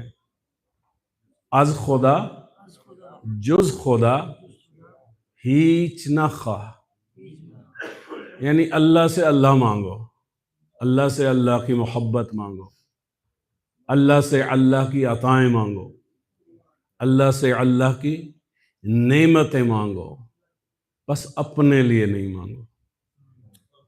لیکن وہ جو کائنات کا خالق ہے، مالک ہے، رازق ہے، اور جس نے ضمانت بھی لی ہے آپ کے رزق کی، اس نے تو ان چیونٹیوں کی اور چھوٹے چھوٹے کیڑے مکوڑوں کے رزق کی بھی ضمانت لی ہے اور دے رہا ہے. تو آپ جیسے انسانوں کو تو وہ نہیں بھول سکتا نا. تو لہذا فانی چیزیں، دنیاوی چیزیں اور وہ چیزیں جو ہمیں اللہ سے دور کرتی ہیں، اس کے مانگنے یا وہ کام کرنے کی بجائے مانگا بھی وہی جائے جس پہ وہ راضی ہو، اور کیا بھی وہی کام جائے، بولا بھی وہی بات جائے، وہی کام بولا جائے جو وہ سننا چاہتا ہے، جس پر وہ راضی ہے. تھوڑی سی ٹریننگ ہے، مینٹل ٹریننگ ہے. کوشش کریں تو تھوڑی سی میڈیٹیشن بھی کر لیا کریں، اللہ سے کیسے کنیکٹ ہوتے ہیں. اور خود نماز بھی اسی چیز کی پریکٹس ہے. اللہ سبحانہ و تعالیٰ روز 5 مرتبہ ہمیں موقع دیتا ہے. ہم دنیا میں بھی یہ میڈیٹیشن کرتے ہیں، ایک چیز پر فوکس کرتے ہیں، اور اس سے بہت ساری انرجی، بہت ساری ہیلنگ اور بہت سارے پازیٹیو ریزلٹ بھی آتے ہیں. تو وہ عظیم نعمت جو اللہ نے ہم سب کو عطا کی ہے، آج تک ہمیں قدر ہی نہیں ہوئی کہ نماز کو ایک میڈیٹیشن سمجھیں، اللہ کے بارے میں سوچیں، اللہ پر فوکس ہوں، اور کلام صرف اس سے کریں، فکر صرف اس سے کریں، دل میں صرف وہ ہو. اللہ نے 24 گھنٹے بھی نہیں مانگے، 24 گھنٹوں میں سے half an hour 30 minutes، it's not a big deal. جس نے ماں باپ دیے، جس نے وجود دیا، جس نے انسان بنایا، جس نے ہمیں شیعہ بنایا، جس نے ہمیں علم دیا، جس نے ہمیں ڈس ایبلٹی سے بچایا، جس نے اپنی بہترین عطائیں ہمیں عطا کر دی، ٹائم بھی اسی کا، میں بھی اسی کا، اور اس میں سے جس چیز کا اس نے مجھے اتھارٹی دیا، اختیار دیا ہے، ٹائم اسی کا ہے، اتھارٹی مجھے دے دی ہے کہ میں کہاں سپینڈ کروں، how to utilize my time, my life. And we all will face accountability on the day of judgment. Where did we spend our time? یہ وقت کہاں لگایا، جوانی کہاں پہ صرف کی، اس کا حساب و کتاب ہوگا. اور کا ہو نہ ہو، وہ اپنی رحمت سے سب کچھ بخش دے، تو کم از کم روزانہ کے 24 گھنٹے کے 30 منٹس کا تو ضرور ہوگا. اور وہ بھی کیوں؟ ہم اذان کیا ہے؟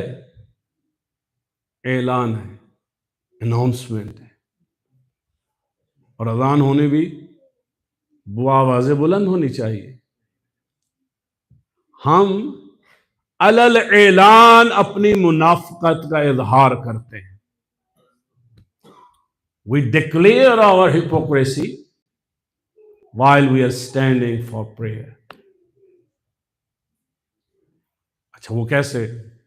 ناراض نہیں ہو جائے گا، میں فتوے نہیں لگا رہا، الحمدللہ آپ سب کی نمازیں اچھی، لیکن بہرحال جنرلی ہم ایک طرف سے اللہ اکبر کہتے ہیں اور دوسری طرف سے ہائی جیک ہو جاتے ہیں. اب اعلان کیا کیا ہے؟ 3 رکعت نماز مغرب پڑھتا ہوں، واجب قربتان الی اللہ. یہ تو ضروری بھی ہے، واجب بھی ہے، اس کی اکاؤنٹیبلٹی بھی ہوگی، اور ایم اور ہدف یہ ہے کہ میں اللہ کے قریب ہو جاؤں. اور جب اللہ کے دشمن نے مجھے فوراً ہی ہائی جیک کر لیا اور مجھے پتہ اس وقت چلا جب میں آخر میں اللہ اکبر کہہ رہا ہوں کہ میں واپس آ جاؤں، میں ادھر بیٹھوں. ادروائز ڈیورنگ دا نماز ہم کہاں ہوتے ہیں؟ ممکن ہے کسی کتاب میں کھوئے ہو، ممکن ہے کسی بزنس میں ہو، ممکن ہے کسی دوست کے ساتھ ہو، ممکن ہے بچوں کے ساتھ ہو، ممکن ہے شاپنگ کر رہے ہو، ممکن ہے کوئی کھوئی ہوئی چیز ڈھونڈ رہے ہو. جو کھلی آنکھوں سے عقل استعمال کرتے جو چیز نہیں ملتی تو اس کو ہم نماز کی حالت میں جب ادھر ادھر نہیں جا سکتے ڈھونڈ رہے ہو. تو تھوڑا سا اللہ نے عقل تو ہم سب کو دی ہے، عقل کو استعمال کرتے ہوئے ہم کیا کریں؟ پہلی بات، اب ہم نے اناؤنسمنٹ کر دی ہے، اعلان کر دی ہے اللہ تیرے قرب کے لیے آیا ہوں، تو میں کوشش تو کروں اس کے قریب ہونے کی، اس کو پانے کی، تاکہ وہ منافقت نہ بنے. اگر میں ٹوٹلی اعلان کچھ اور کہہ رہا ہوں، کہہ کچھ اور رہا ہوں، کر کچھ اور رہا ہوں، تو یہ منافقت ہے. شرک بہت بڑا کبیرہ گناہ ہے، کفر کبیرہ گناہ ہے، لیکن منافقت والا گناہ ان دونوں سے بڑا ہے. دنیا میں تو ہم ڈنڈی مار جاتے ہیں ہر کاروبار میں، ہر بات میں، ایون میاں بیوی بھی، بہن بھائی بھی، سب چلتا ہے. لیکن اللہ کے ساتھ ڈنڈی، وہ کہتا ہے میں خبیر بصیر ہوں، میں علیم حکیم ہوں، میں ہر چیز جانتا ہوں، تمہارا اندر، تمہارا باہر، تمہارے الفاظ، تمہاری سوچیں. جب تم میرے ساتھ ہوتے ہو میں تب بھی جانتا ہوں. جب یہ کہتے ہو، میاں بیوی بھی زندگی میں میرٹل لائف میں ایسے کرتے ہیں، میں صرف تجھ سے محبت کرتا ہوں، پریکٹیکلی خدا جانے کون کس سے کتنی محبت کرتا. تو اللہ سبحانہ و تعالیٰ نے جب دنیا کے صادقین کو دکھانا تھا، کیونکہ اللہ قرآن میں فرماتا ہے کونوا مع الصادقین، سچوں کے ساتھ رہو، سچ بولو. تو وہ اللہ یہی چاہتا ہے کہ میرے ساتھ بھی سچے ہو کے رہو، ٹروتھفل، سنسیئر ہو کے، لائل ہو کے آؤ. میرے ساتھ منافقت نہیں چلے گی. یہ الگ بات ہے میں رحیم ہوں، میں کریم ہوں، تم میرے سامنے جتنے بڑے بڑے جرم کرتے ہو اعلان کر کے بھی مخالفت کرتے ہو، میں پھر بھی رحمت بھیجتا ہوں، کرامت بھیجتا ہوں، میں رؤوف ہوں. یہ الگ بات ہے، اس کی بڑائی کی، اس کی بزرگی کی. اسی لیے تو اس نے کہا، اور ہر چیز سے پہلے کہا. اب یہ جو ہم ہاتھ اٹھاتے ہیں یہ کس لیے ہوتا ہے؟ جب دشمن کی فوجیں وہ جو ریٹریٹ کرنا چاہیں، جو ہتھیار ڈالنا چاہیں، وہ کیا کرتے ہیں؟ وہ ہاتھ کھڑے کر دیتے ہیں، میں نے سرنڈر کیا. اللہ ہمیں بچپن سے سکھا رہا ہے کہ اللہ کے ساتھ جنگ نہیں کرو، اللہ کے ساتھ فساد اور منافقت نہیں کرو. تو یہ جو میں تمہیں سکھاتا ہوں، ہر روز سکھاتا ہوں اور بار بار سکھاتا ہوں. اور نماز میں کوئی ذکر جو سب سے زیادہ ریپیٹڈلی ہم کرتے ہیں وہ یہی اللہ اکبر ہے. اور امام صادق علیہ السلام فرماتے ہیں ہر چیز کی ایک بیوٹی ہوتی ہے، زینت ہوتی ہے، اور نماز کی زینت ہاتھ کھڑے کر کے اللہ اکبر کہنا ہے. یعنی وہ چیز جو آپ کو خوبصورت بناتی ہے. کس کو کہہ رہے ہیں مخاطب؟ اللہ کو نا. اس کو کہہ رہے ہیں تو بڑا ہے، لہذا تیرے آگے میں تکبر نہیں کر سکتا. تو بڑا ہے لہذا میں کوئی تیرے سامنے حسین و جمیل نہیں. تو بڑا ہے، میری طاقت تیرے مقابلے میں کچھ نہیں ہے، میرا علم تیرے برابر میں کچھ نہیں ہے. تو ہی تو بڑا ہے، میں حقیر فقیر. یہ جو معمولی سا جسم ہے یہ بھی تو تیری عطا ہے. اگر تو نہ دیتا، اور مولا علی علیہ السلام کیا فرماتے ہیں، اے انسان تو کس چیز پر تکبر کرتا ہے، تیری ابتدا بھی نجس، تیری انتہا بھی نجس۔ جس کی ابتدا نجس ہو، جس کی انتہا نجس ہو، اس کو اللہ طاہر بنا دے، پاک بنا دے، مسلم بنا دے، مومن بنا دے، متقی بنا دے، نور بنا دے، سب سے بڑھ کر اپنا محبوب بنا دے۔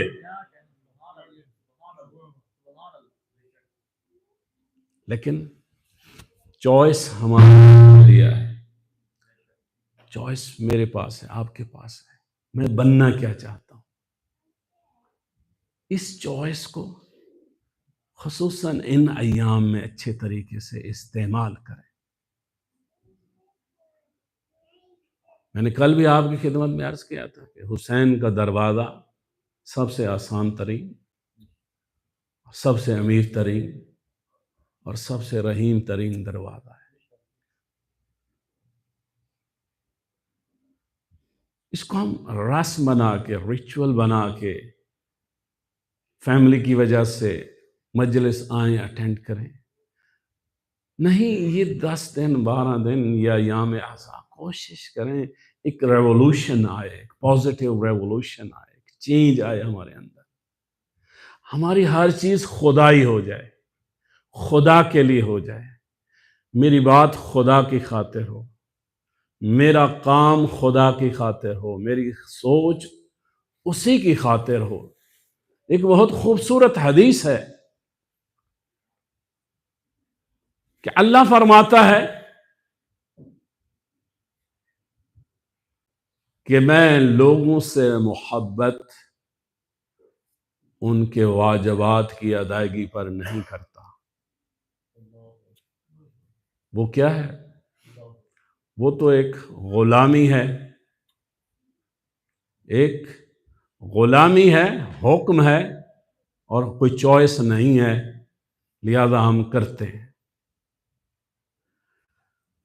تو پھر اللہ کس سے محبت کرتا ہے؟ اس حدیث کے مطابق اللہ فرماتا ہے جو واجبات سے بڑھ کر نافلہ ادا کرتا ہے میں اس سے محبت کرتا ہوں۔ نافلہ یعنی مستحب، ریکمینڈڈ تھنگس۔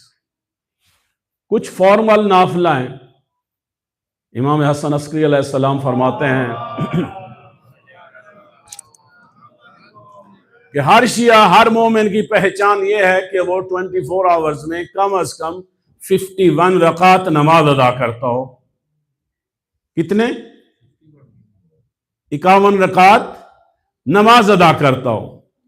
اگر اپنے آپ کو شیعت کی طرف لے جانا ہے، ایمان کی طرف لے جانا ہے، فرمان ہے ہمارے 11ویں مولا کا، شیعہ کی پہچان یہ ہے کہ ایوری ڈے 51 رکعت، اس میں سے 17 رکعت ہیں واجب اور 34 رکعت ہیں نافلہ یا مستحب، اور ان 34 میں 11 رکعت نائٹ پریئر ہے، نماز تہجد ہے، اور باقی ہر نماز کے ساتھ کچھ نافلہ ہے۔ لیکن یہ کیا ہے؟ فارمل نافلہ ہے، یعنی مستحب ہے، ریکمینڈڈ کام ہے، لیکن فارمل بھی ہے، ایک طریقہ کار اور تعداد بتا دی ہے۔ لیکن اللہ کے ہاں محدودیت نہیں ہوتی۔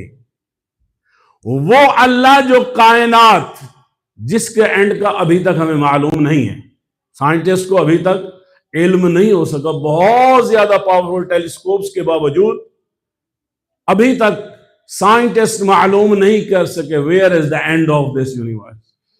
جتنا آگے جا رہے ہیں وہ بھی آگے جا رہی ہیں۔ تو اس عظیم کائنات کا خالق، اس کے اندر کیا ہے، اوپر کیا ہے، ان کے ارد گرد کیا ہے، ہمیں اس کا بھی علم نہیں ہے۔ ہمیں تو اپنا ہی علم نہیں ہے کہ ہمارے اندر کتنی دنیا میں ہے۔ ہمارے اندر آرگنز ہیں، ہمارے اندر آرگنز کے اندر جو ہے وہ مالیکیولز ہیں، ان کے اندر سیلز ہیں، سیلز کے اندر پارٹیکلز ہیں، ہر ایک لیونگ تھنگ ہے اور ہر ایک کی اپنی کائنات ہے۔ اپنے اندر کی اس چھوٹی سی کائنات کو نہ تو ہم جان سکے، نہ معرفت حاصل کر سکے، اور نہ ہی کنٹرول کر سکے۔ ہمارے اندر ایک نفس امارہ ہے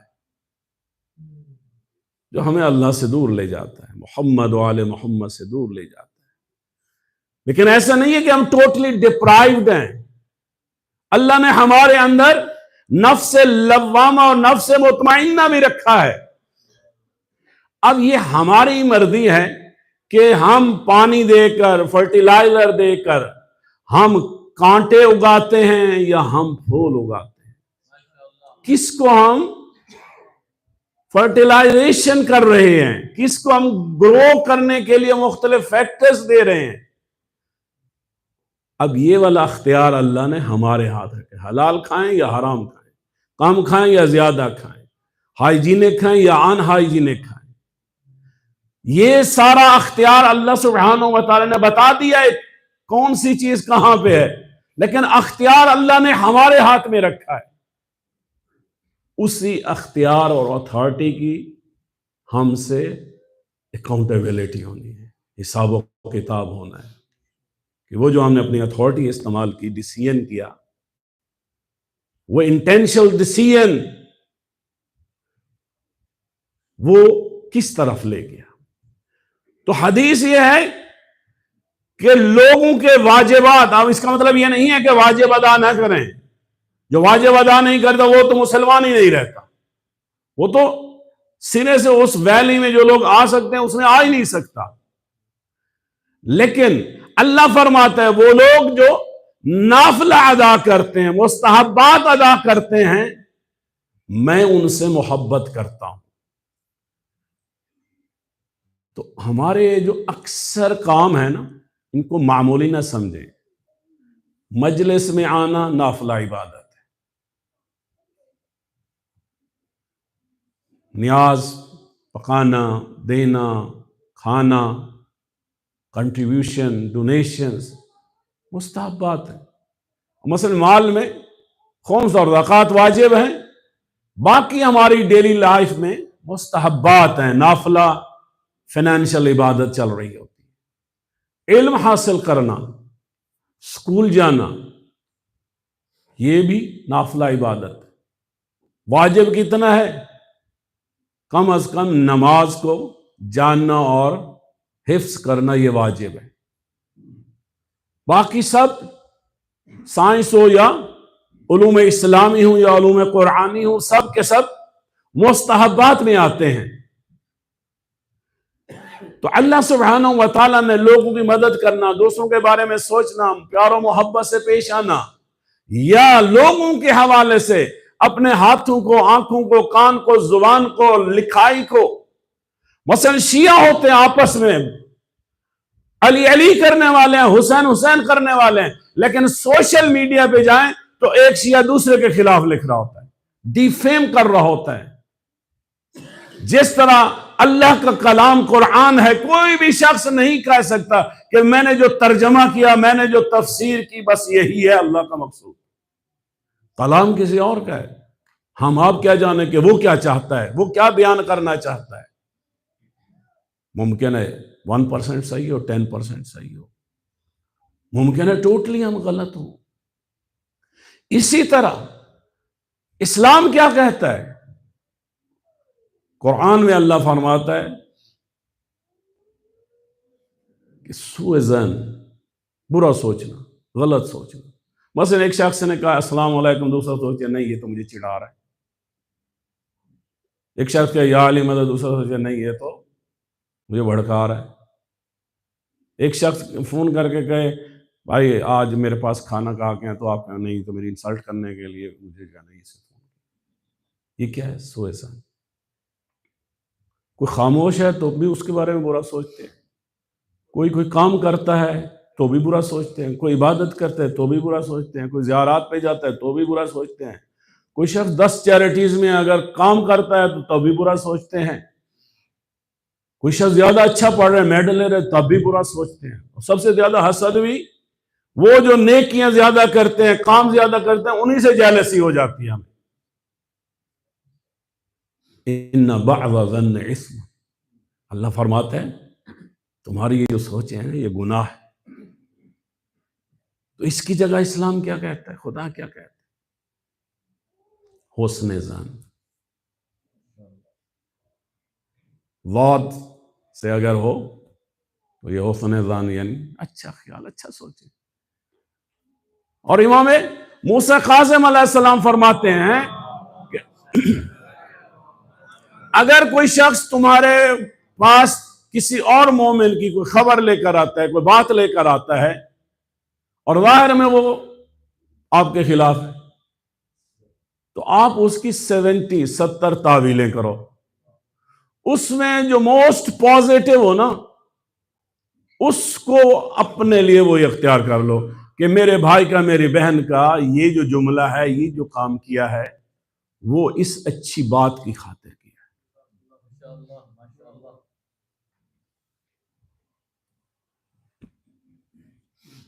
اب کوئی بندہ اپنا نام رکھ لیتا ہے یزید.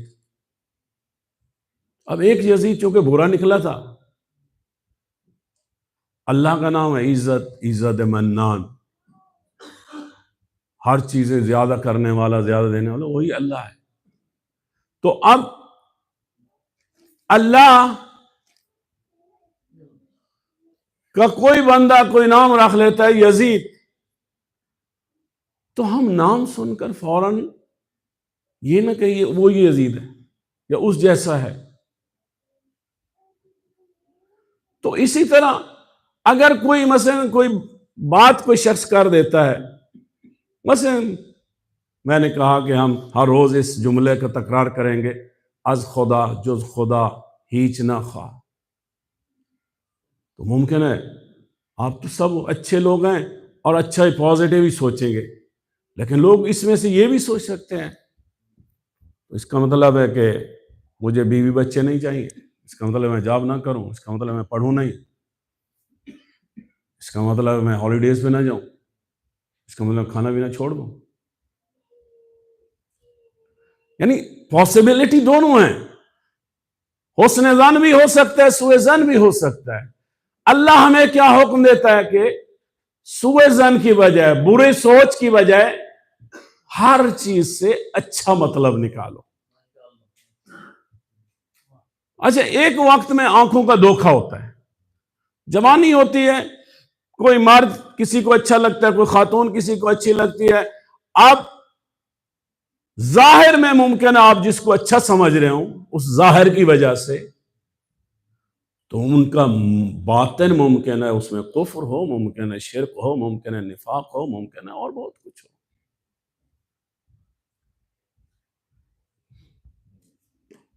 اسی طرح اگر ظاہر میں کوئی شخص خوبصورت نہیں ہے تو اکثر رشتے اس لیے ریجیکٹ ہو جاتے ہیں. ہم کوشش کرتے ہیں ہمارے اس یوکے میں جو ہے مومنین کے رشتے ہو جائیں. زیادہ تر رشتے کیوں ریجیکٹ ہوتے ہیں؟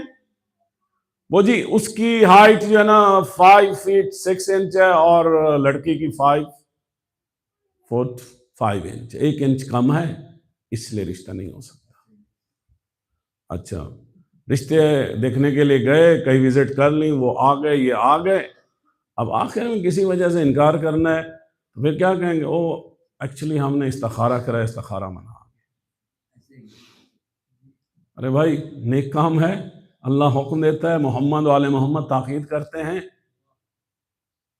اگر کرنا ہی تھا تو پہلے دن جب کہا گیا تھا کہ مثلا یہ رشتہ ہے اس دن کر لیتے، نہ ان کو تکلیف ہوتی نہ آپ کو تکلیف ہوتی. جب لڑکی کو بھی دیکھ لیا، کھانے وانے، اب بہت سارے لوگ یہ ہوتے ہیں کہ ایک لڑکی کے لیے جو ہے نا وہ 10 20 30 رشتے آتے ہیں. ماں تنگ آ جاتی ہے کھانے پکا پکا کر، اور لڑکی تنگ آ جاتی ہے اپنے آپ کو شو پیس بنا کے دکھا. اور ہوتا کیا ہے، ہم کسی کی شخصیت کو نہیں جاننا چاہتے، اس کی روح کو، اخلاق کو، عبادات کو نہیں. ہم ظاہر پر جاتے ہیں، قد کتنا ہے، موٹی ہے، پتلی ہے، خاندان کیا ہے. ایک رشتہ ہم نے کسی کے وہ کیا تو بہرحال وزٹ کر رہے ہیں، آخر میں پوچھتے ہیں، اس سے پوچھیں اس کی قوم کیا ہے، ذات کیا ہے. اچھا وہ بندہ خدا چونکہ بچپن سے آیا ہوا تھا اور یہاں کے ماحول میں یہ جو کاسٹ اور ذات پات یہ چیزیں اتنی اہم نہیں ہوتی، اور پھر اس نے بھی اپنے جوان بیٹے کے لیے رشتہ وہ کیا. انہوں نے کہا جی ہم نے تو آج تک نہیں سنا، بس یہی جو نام ہے نا یہی ہمارا نام ہے، یہی ذات ہے. کہا نہیں، جاؤ پیچھے اپنی نسلوں سے پوچھو کہ کون ہو. اور جب ان کو بتایا گیا کہ ہمارے خاندان کے یہ ذات یا یہ ٹرائب کا نام تھا، تو انہوں نے کہا چونکہ وہ ہمارے علاقے میں پاپولر نہیں ہے اس لیے ہم نے لوگوں کو منہ دکھانا ہے تو ہم رشتہ نہیں کرتے. انہوں نے یہ نہیں دیکھا لڑکا لڑکی دونوں شیعہ ہیں، دونوں ظاہر حسین ہیں، دونوں نمازی ہیں، دونوں اچھے ہیں، دونوں پڑھے لکھے ہیں. اچھا ہم سب امیگرینٹس ہیں نا. اب امیگرینٹس کی رشتہ ہوتے ہوئے آخر میں انہوں نے انکار کیا کہ وہ جی لڑکی جو ہے نا اب دونوں کے درمیان، شہروں کے درمیان صرف 2 آورز کی ڈرائیو تھی. اگر لڑکا جو ہے وہ ہمارے شہر میں آ کے رہے تو پھر تو ہم رشتہ کرتے ہیں، ورنہ نہیں کرتے. اس میں وہ رشتہ خدا کے لیے کہیں بھی نہیں ہو رہا. ہمارے اپنے ٹیبوز، ہمارے اپنے جو رسم و رواج ہیں نا ہم ان میں کھو گئے. بھائی اللہ نے زن و مرد کو پیدا کیا ہے اور ایک دوسرے کے سکون کے لیے اور ایمان کے لیے پیدا کیا ہے، اور اللہ وعدہ کرتا ہے کہ تم میری خاطر شادی کرو گے تو میں تمہارے دلوں میں محبت اور مودت اور رحمت نازل کرتا رہوں گا. جو شادی رضا خدا کے لیے ہو اس کو خدا پروان چڑھاتا ہے. وہ علی و زہرا جیسا جوڑا بنتا ہے، وہ خدیجہ و محمد جیسا جوڑا بنتا ہے. جس میں دنیا آ جائے، سوء ظن آ جائے، وہ پھر مشکلات کا شکار ہوتا ہے. تو اس حدیث کی تکمیل کریں جس میں اللہ فرماتا ہے وہ لوگ جو واجبات ادا کرتے ہیں میں ان سے محبت نہیں کرتا، اس لیے کہ ان پر واجب تھا، غلام تھے، غلامی کا حق ادا کر دیا. لیکن جو نافلہ ادا کرتے ہیں، مستحبات، مستحب کام کرتے ہیں، میں ان سے محبت کرتا ہوں. اب جو پیک آ رہی ہے وہ یہ والی بات ہے. توجہ چاہوں گا آپ سب کی. پلیز ینگ لوگ ٹیلی فون کی وجہ، آپس میں باتوں کی وجہ میری طرف توجہ دیں، صلوات پڑھ دیجیے.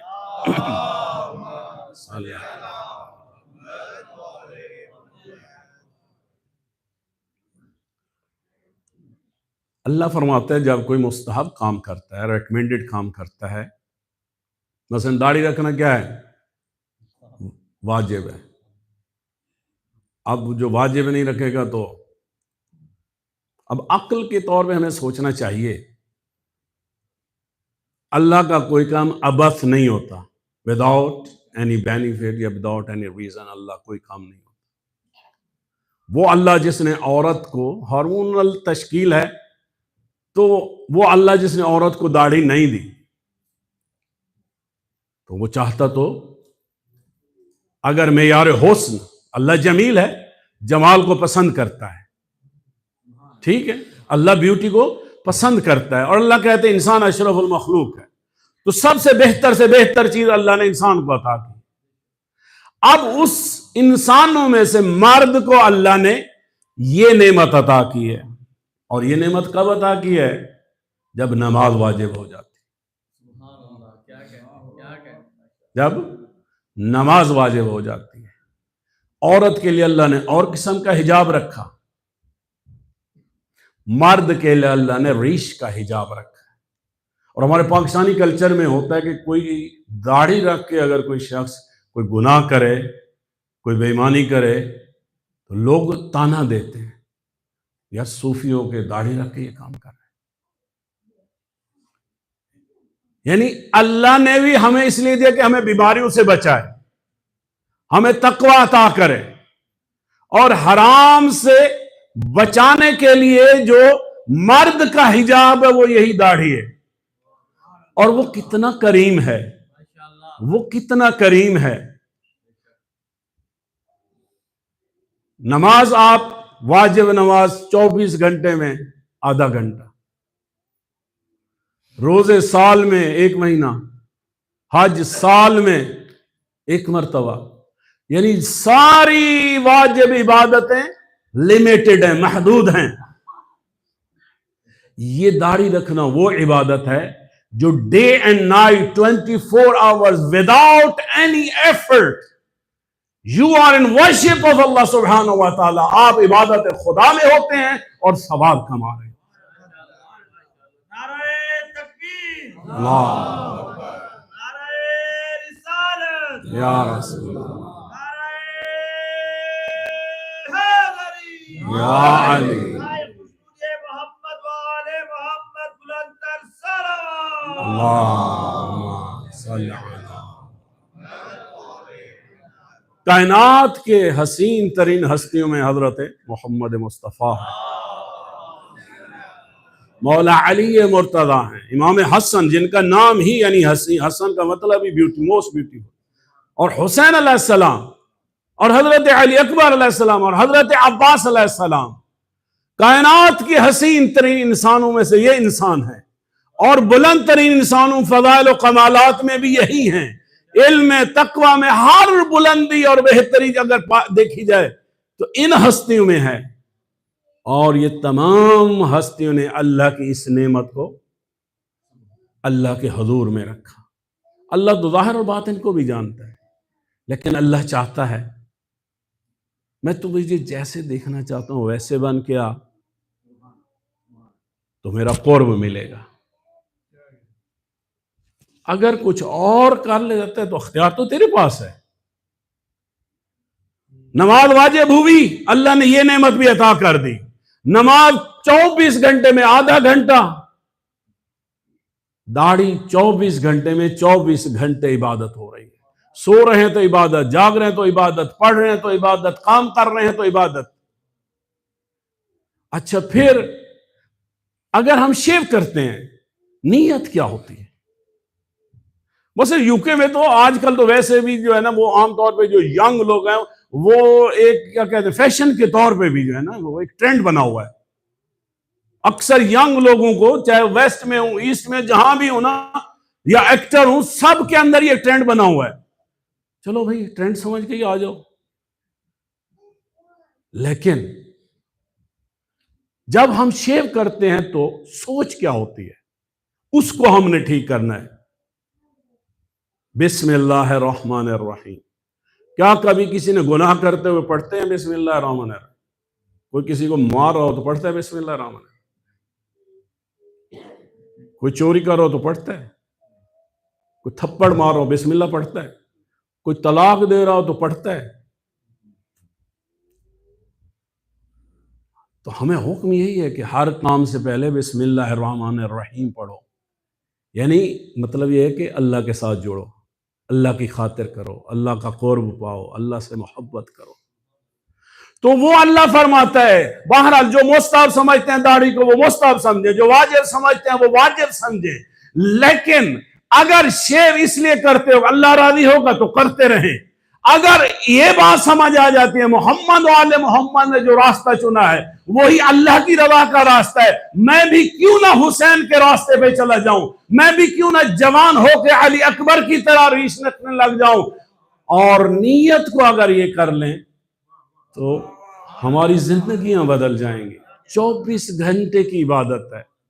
اچھا اس 24 گھنٹے کی عبادت کو اس طرح بھی نہ سمجھے کہ بہت زیادہ ثواب مل جائے گا، یہ بھی کیا ہے تاجرانہ عبادت ہے۔ سب سے بڑھ کر یہ ہے کوئی کام کرو خدا کی خاطر کرو، اس کو راضی کرنے کے لیے کرو، وہ ایسا چاہتا ہے۔ بھائی میں پوری دنیا مجھے کہے the most beautiful model, role model یا ایکٹر یا ایکٹریس، لوگ کہتے رہے اللہ کے میں نہیں تو مجھے دیکھنا چاہتا۔ اور امام حسین علیہ السلام نے کیا کہا ہے کہ اگر پوری دنیا کے لوگ میرے دشمن ہو جائیں، مجھے پتھر مارے، مجھے نیزے مارے، مجھے تیر مارے، اللہ مجھے پرواہ نہیں ہے، تو راضی ہو جا بس۔ تو اس حدیث کا اختتام بھی یہ ہے کہ تمہارے واجبات مجھے تم سے محبت کرنے کی طرف مائل نہیں کرتے، لیکن جب تم مستحبات اور نافلہ عبادت کرتے ہو تو میں تم سے محبت کرتا ہوں، اور جب میں کسی سے محبت کرتا ہوں تو میں اس کا ہاتھ بن جاتا ہوں جس کو ید اللہ کہتے ہیں، میں اس کی آنکھ بن جاتا ہوں جس کو عین اللہ کہتے ہیں، میں اس کے کان بن جاتا ہوں جس کو اذن اللہ کہتے ہیں۔ اللہ فرماتا ہے پھر جب وہ بات کرتا ہے وہ لسان اللہ بن جاتا ہے۔ اب یہ سارے القاب مولا متقیان حضرت امیر المومنین علیہ السلام کے ہیں۔ لقب دینے والا یا ذات خدا یا محمد مصطفیٰ ہے۔ اللہ بھی صادق اور سچا ہے، محمد مصطفیٰ بھی صادق اور سچا ہے۔ پس معلوم ہوتا ہے علی کا ہر کام اور پوری زندگی مستحبات میں، واجب تو دور کی بات ہے، اور جس کو ٹائم پہ، مثلا معراج کیا ہے؟ زمان و مکان پر، پلیس اور ٹائم پر کنٹرول ہونا۔ یہ حدیث تو سب نے سنی ہے کہ مولا امیر المومنین علیہ السلام جب قدم ایک رکعت میں رکھتے تھے اور دوسری رکعت تک جب قدم دوسرا پہنچتا تھا تو پورے قرآن کا ختم کر لیتے تھے۔ تو جن کو اگر سمجھ آتی ہے کہ معراج صحیح ہے تو کیا یہ علی کی معراج نہیں ہے کہ ٹائم بھی علی کے کنٹرول میں ہو، زمان بھی، مکان بھی علی کے کنٹرول میں ہو، اور وہ قرآن کا قاری ہو؟ دنیا کو وہ یہی لگے گا کہ وہ 1 منٹ کا ٹائم ہے، وہ علی کا اپنا فیصلہ ہے، وہ 1 سیکنڈ لے، وہ 1 منٹ لے، وہ 1 گھنٹہ لے، وہ 1 سال لے۔ اگر یہاں یقین نہیں آتا تو کم از کم تاریخ نے، کتب تاریخ نے 2 واقعات ایسے بیان کیے ہیں کہ جب مولا علی علیہ السلام نے سورج کو پلٹایا ہے، وہ جو آفتاب ولایت محمد مصطفیٰ، انہوں نے قمر کو 2 ٹکڑے کیا ہے، اور جو قمر ولایت علی مرتضی، انہوں نے آفتاب کو 2 بار پیچھے ہٹا۔ ماشاءاللہ، برائے خوشنودی محمد والے محمد صلوات۔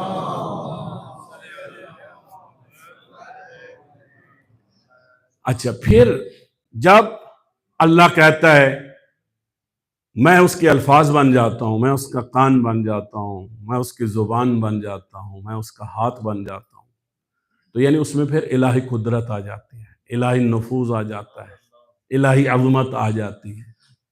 اور اس کو اگر سمجھ نہیں آ رہی تو ایک حدیث کے ذریعے سمجھیں کہ جنگ خندق میں رسول اللہ فرماتے ہیں مولا علی علیہ السلام کے لیے کہ ضربت علی یوم الخندق افضل من عبادت الثقلین۔ ظاہر میں کیا ہے؟ ایک وار ہے، ایک ضرب ہے، لیکن وہ ثقلین کی، اچھا پوری دنیا کا نور یا قرآن میں ہے یا محمد وآل محمد میں ہے۔ اب رسول اللہ فرما رہے ہیں کہ میں تمہارے درمیان ثقلین چھوڑ کے جا رہا ہوں، قرآن اور اپنی اطرت چھوڑ کے جا رہا ہوں، یعنی علی کی ضربت اور ثقلین کی عبادت۔ اگر ثقلین کو اس طرح لیں، ایک دنیا ہے اور ایک آخرت ہے، جتنے دنیا میں عابدین آئے ہیں اور جتنے آخرت میں عابدین اور ہمیشہ کے لیے عبادت کریں گے، ان تمام کی عبادت ایک طرف علی کی ایک ضربت جو رضائے خدا کے لیے، محبت خدا کے لیے، اطاعت مصطفیٰ میں چلائی ہے، اس کی قیمت الگ ہے۔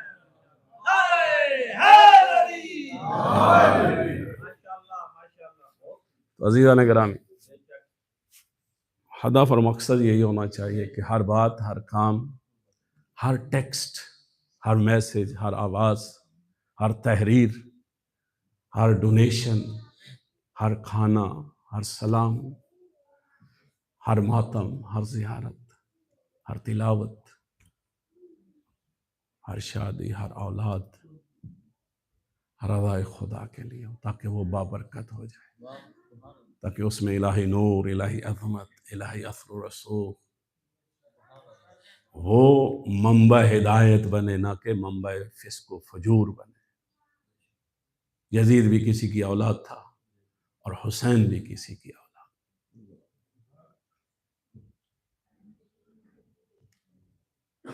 تو جو جیسا ہوتا ہے اس کو ویسا ہی ملتا ہے. جو کماؤ گے وہی ملے گا. تو جب حقیقت ہم تک یہ پہنچ گئی کہ صرف اللہ ہی ہے جو اصل میں حقیقت ہے، جو ظاہر ہے، جو باطن ہے، جو عالم ہے، جو رازق ہے، تو آؤ اپنی ساری محبتیں اس خدا سے کرو. اور ہم سب گناہگار ہیں.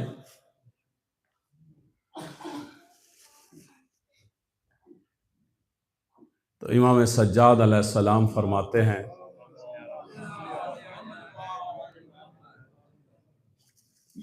جب کوئی شخص ہماری مصیبت میں روتا ہے اور آنسو ان کے رخسار پہ آتے ہیں تو اللہ بہشت میں اس کے لیے گھر بنا دیتا ہے جس میں وہ زندگی گزارے گا. پھر مولا فرماتے ہیں اگر کوئی ہمارا محب ہے، ہم سے محبت کرتا ہے، لوگ اس پر ظلم کرتے ہیں اور وہ لفظی ظلم یا دوسرے ظلم کی وجہ سے وہ شخص گریہ کرتا ہے، روتا ہے، چونکہ محبت محمد وآل محمد میں اس پر ظلم ہوا ہے اور وہ رو پڑا ہے، تو مولا فرماتے ہیں وہ منزل صدق پر ہوگا، یعنی بہشت میں وہ ہمارا ہمسایہ ہوگا، ہمارے ساتھ ہوگا. آپ کے آنسو بہت عظیم ہیں، بہت قیمتی ہیں. ظاہر ہے کوئی شخص ڈاکٹر ہو، وہ لوگوں کا علاج کر سکتا ہو، لیکن اگر لوگوں کو نہ دیکھے، میڈیسن نہ لکھ کے دے، تو اس کا کوئی فائدہ نہیں. آنسو ایک خزانہ ہے، اللہ نے دیا ہے، اور اس خزانے کا حق یہ ہے کہ غم حسین میں اس کو لٹایا جائے، ان آنسوں کو غم حسین میں بہایا جائے. اور حسین علیہ السلام نے اپنا سب کچھ اسی لیے لٹایا کہ ممکن ہے اگر کوئی اور غم، کوئی اور بات تمہارے دل کو نہ ہلائے، تمہارے آنسو نہ چھلکے، تو جب تم مظلوم حسین کی غربت کو دیکھو گے، پیاس کو دیکھو گے، حسین کا پامال ہوتا ہوا لاشا دیکھو گے، تو پھر تمہارے دل بھی نرم ہوں گے، پھر تمہارے آنسو بھی بہیں گے. خدا مہربان ہے، وہ ان آنسوں کو دیکھ کر بہشت میں ہمارے ساتھ تمہیں بھیج دے. تو عزیزو، یہ دنیا ہے عمل کی جگہ ہے. حسین پر روتے ہوئے جب قاتل نہیں شرمایا، جب ظالم نہیں شرمایا، وہ بہت زور زور سے چیخ و پکار بھی کر رہے تھے، وہ شادیانے بھی بجا رہے تھے، وہ اس طرح ذبح کر رہے تھے جیسے کوئی بے وارث ہوتا ہے. عام طور پہ قاتل کو جلدی ہوتی ہے کہ میں جلدی قتل کر کے چھپ جاؤں، لیکن میرا مولا مظلوم حسین اتنا بے کس اور غریب تھا کہ ملعون شمر ایک نہیں، دو نہیں، کئی بار کند خنجر سے وار کرتا رہا. تو عزیزو، ہم نے یہ کن سے سیکھا ہے کہ حسین پہ رونا واجب ہے، لازم ہے، مستحب ہے، اچھا عمل ہے، نجات کا وسیلہ ہے، قرب محمد وآل محمد اور قرب خدا کا وسیلہ ہے. روز محشر ہر آنکھ روئے گی، لیکن رسول اللہ فرماتے ہیں وہ آنکھ جو غم حسین میں آنسو بہاتی رہی، وہ روز محشر نہیں روئے گی. تو عزیزو، دعا مانگا کرو، اے اللہ مجھے زیادہ آنسو عطا فرما، میرے دل کو نرم فرما، تاکہ میں اپنے مظلوم حسین سے اظہار محبت کر سکوں اور ان کی مصیبت پر رو سکوں. تو عزیزو، آؤ کسی رونے والے کو دیکھتے ہیں کہ جس نے کربلا دیکھی ہے تو پھر پوری زندگی وہ رونے سے پیچھے نہیں ہٹے. وہ کون ہے؟ وہ سید سجاد ہیں. ایک دن ایک غلام کہتا ہے مولا اب تو رونا بند کر دیجئے. کہا کیوں؟ کہا یہ شہادت تو آپ کا ورثہ ہے. کہا تو نے انصاف نہیں کیا.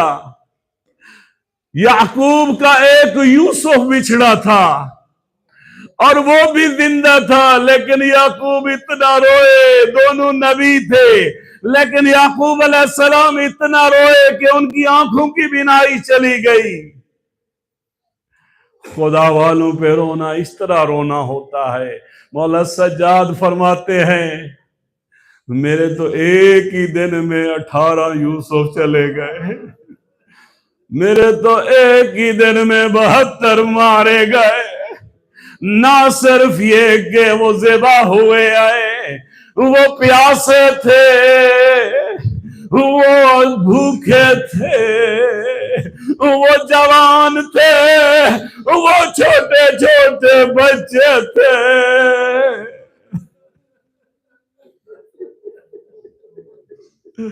اے عزادارو جب مولا کسی بازار سے گزرتے، جب کسی قصاب کو دیکھتے تو قریب جا کے سلام کرتے، پھر پوچھتے قصاب کیا تو نے اس جانور کو جسے ذبح کیا ہے پانی پلایا تھا؟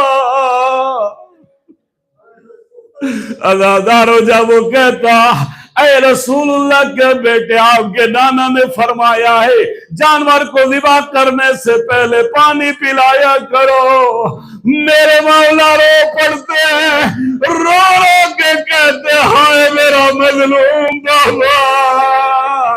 فرات ساتھ بہ رہا تھا لیکن تو 3 دن کا پیاسا تھا.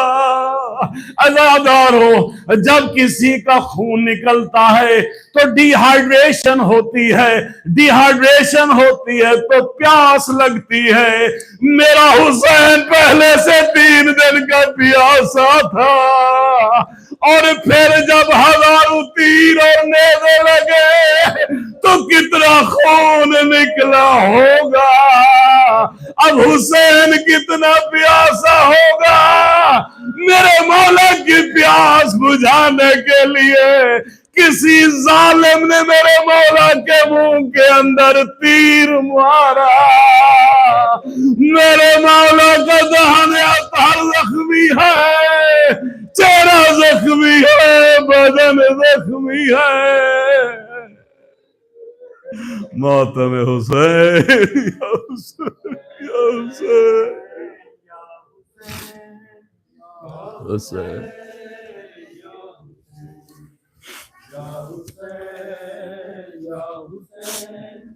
یا حسین یا حسین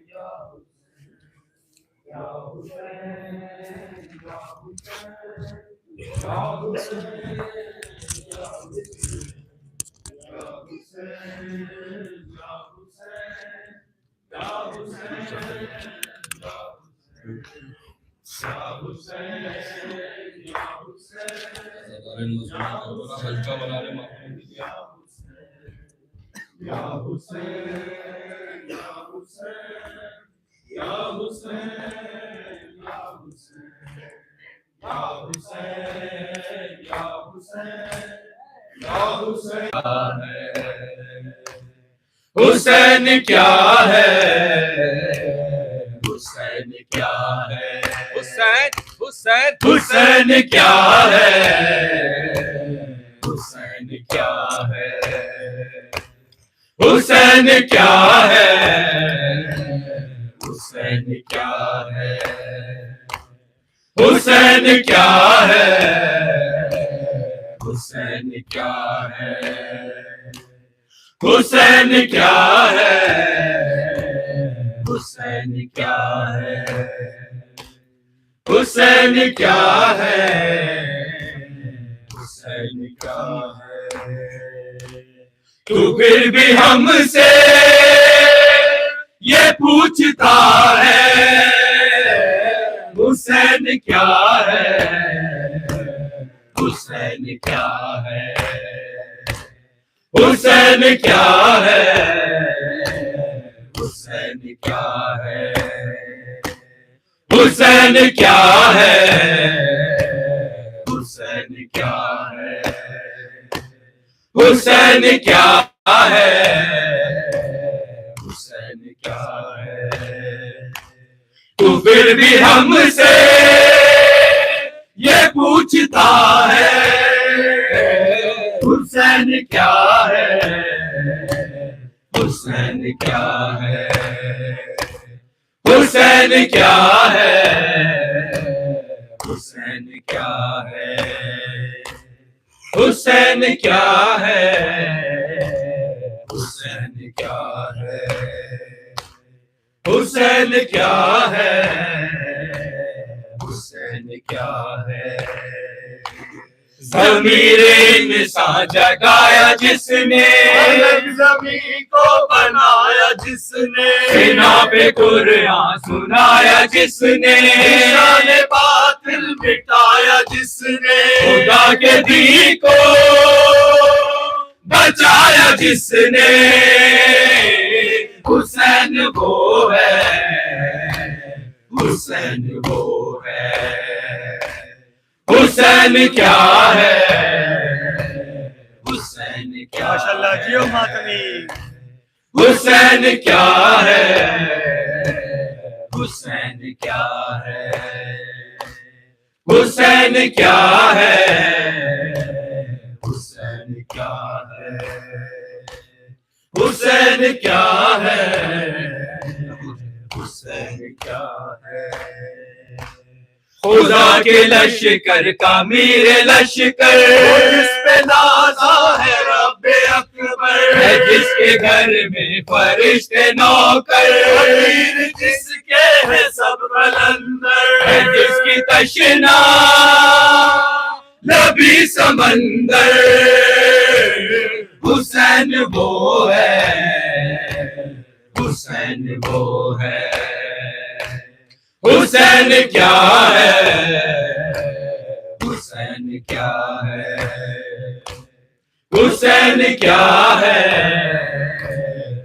حسین کیا ہے، حسین کیا ہے، حسین کیا ہے، وہ جس نے کرب و بلا بنائی، وہ جس نے بزم میں وفا سجائی، علی کا بیٹا حسن کا بھائی، کرے جو نبیوں کی رہنمائی، خدا نے دے دی جسے خدائی، حسین وہ ہے، حسین وہ ہے، حسین کیا ہے، حسین کیا ہے، حسین کیا ہے، حسین کیا ہے، حسین کیا ہے، حسین کیا ہے،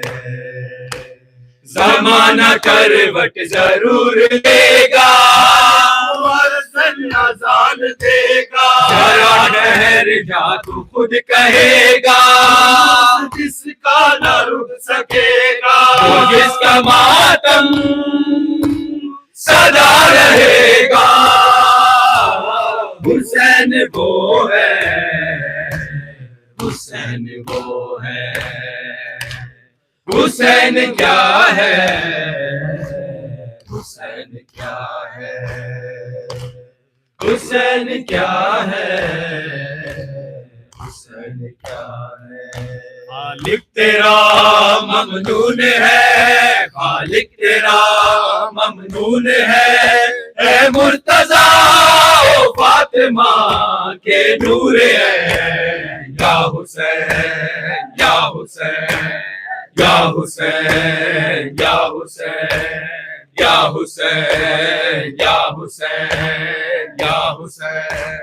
یا حسین، خالق تیرا ممنون ہے، خالق تیرا ممنون ہے، اے مرتضیٰ فاطمہ کے نور ہے، یا حسین یا حسین یا حسین یا حسین یا حسین یا حسین، سر کو کٹا کے دین پر، سر کو کٹا کے دین پر، خود کربلا میں کر دیا ہے تو نے دین، یا حسین یا حسین یا حسین یا حسین یا حسین یا حسین یا حسین یا حسین، اکبر جوان کے خون سے، اکبر جوان کے خون سے دین خدا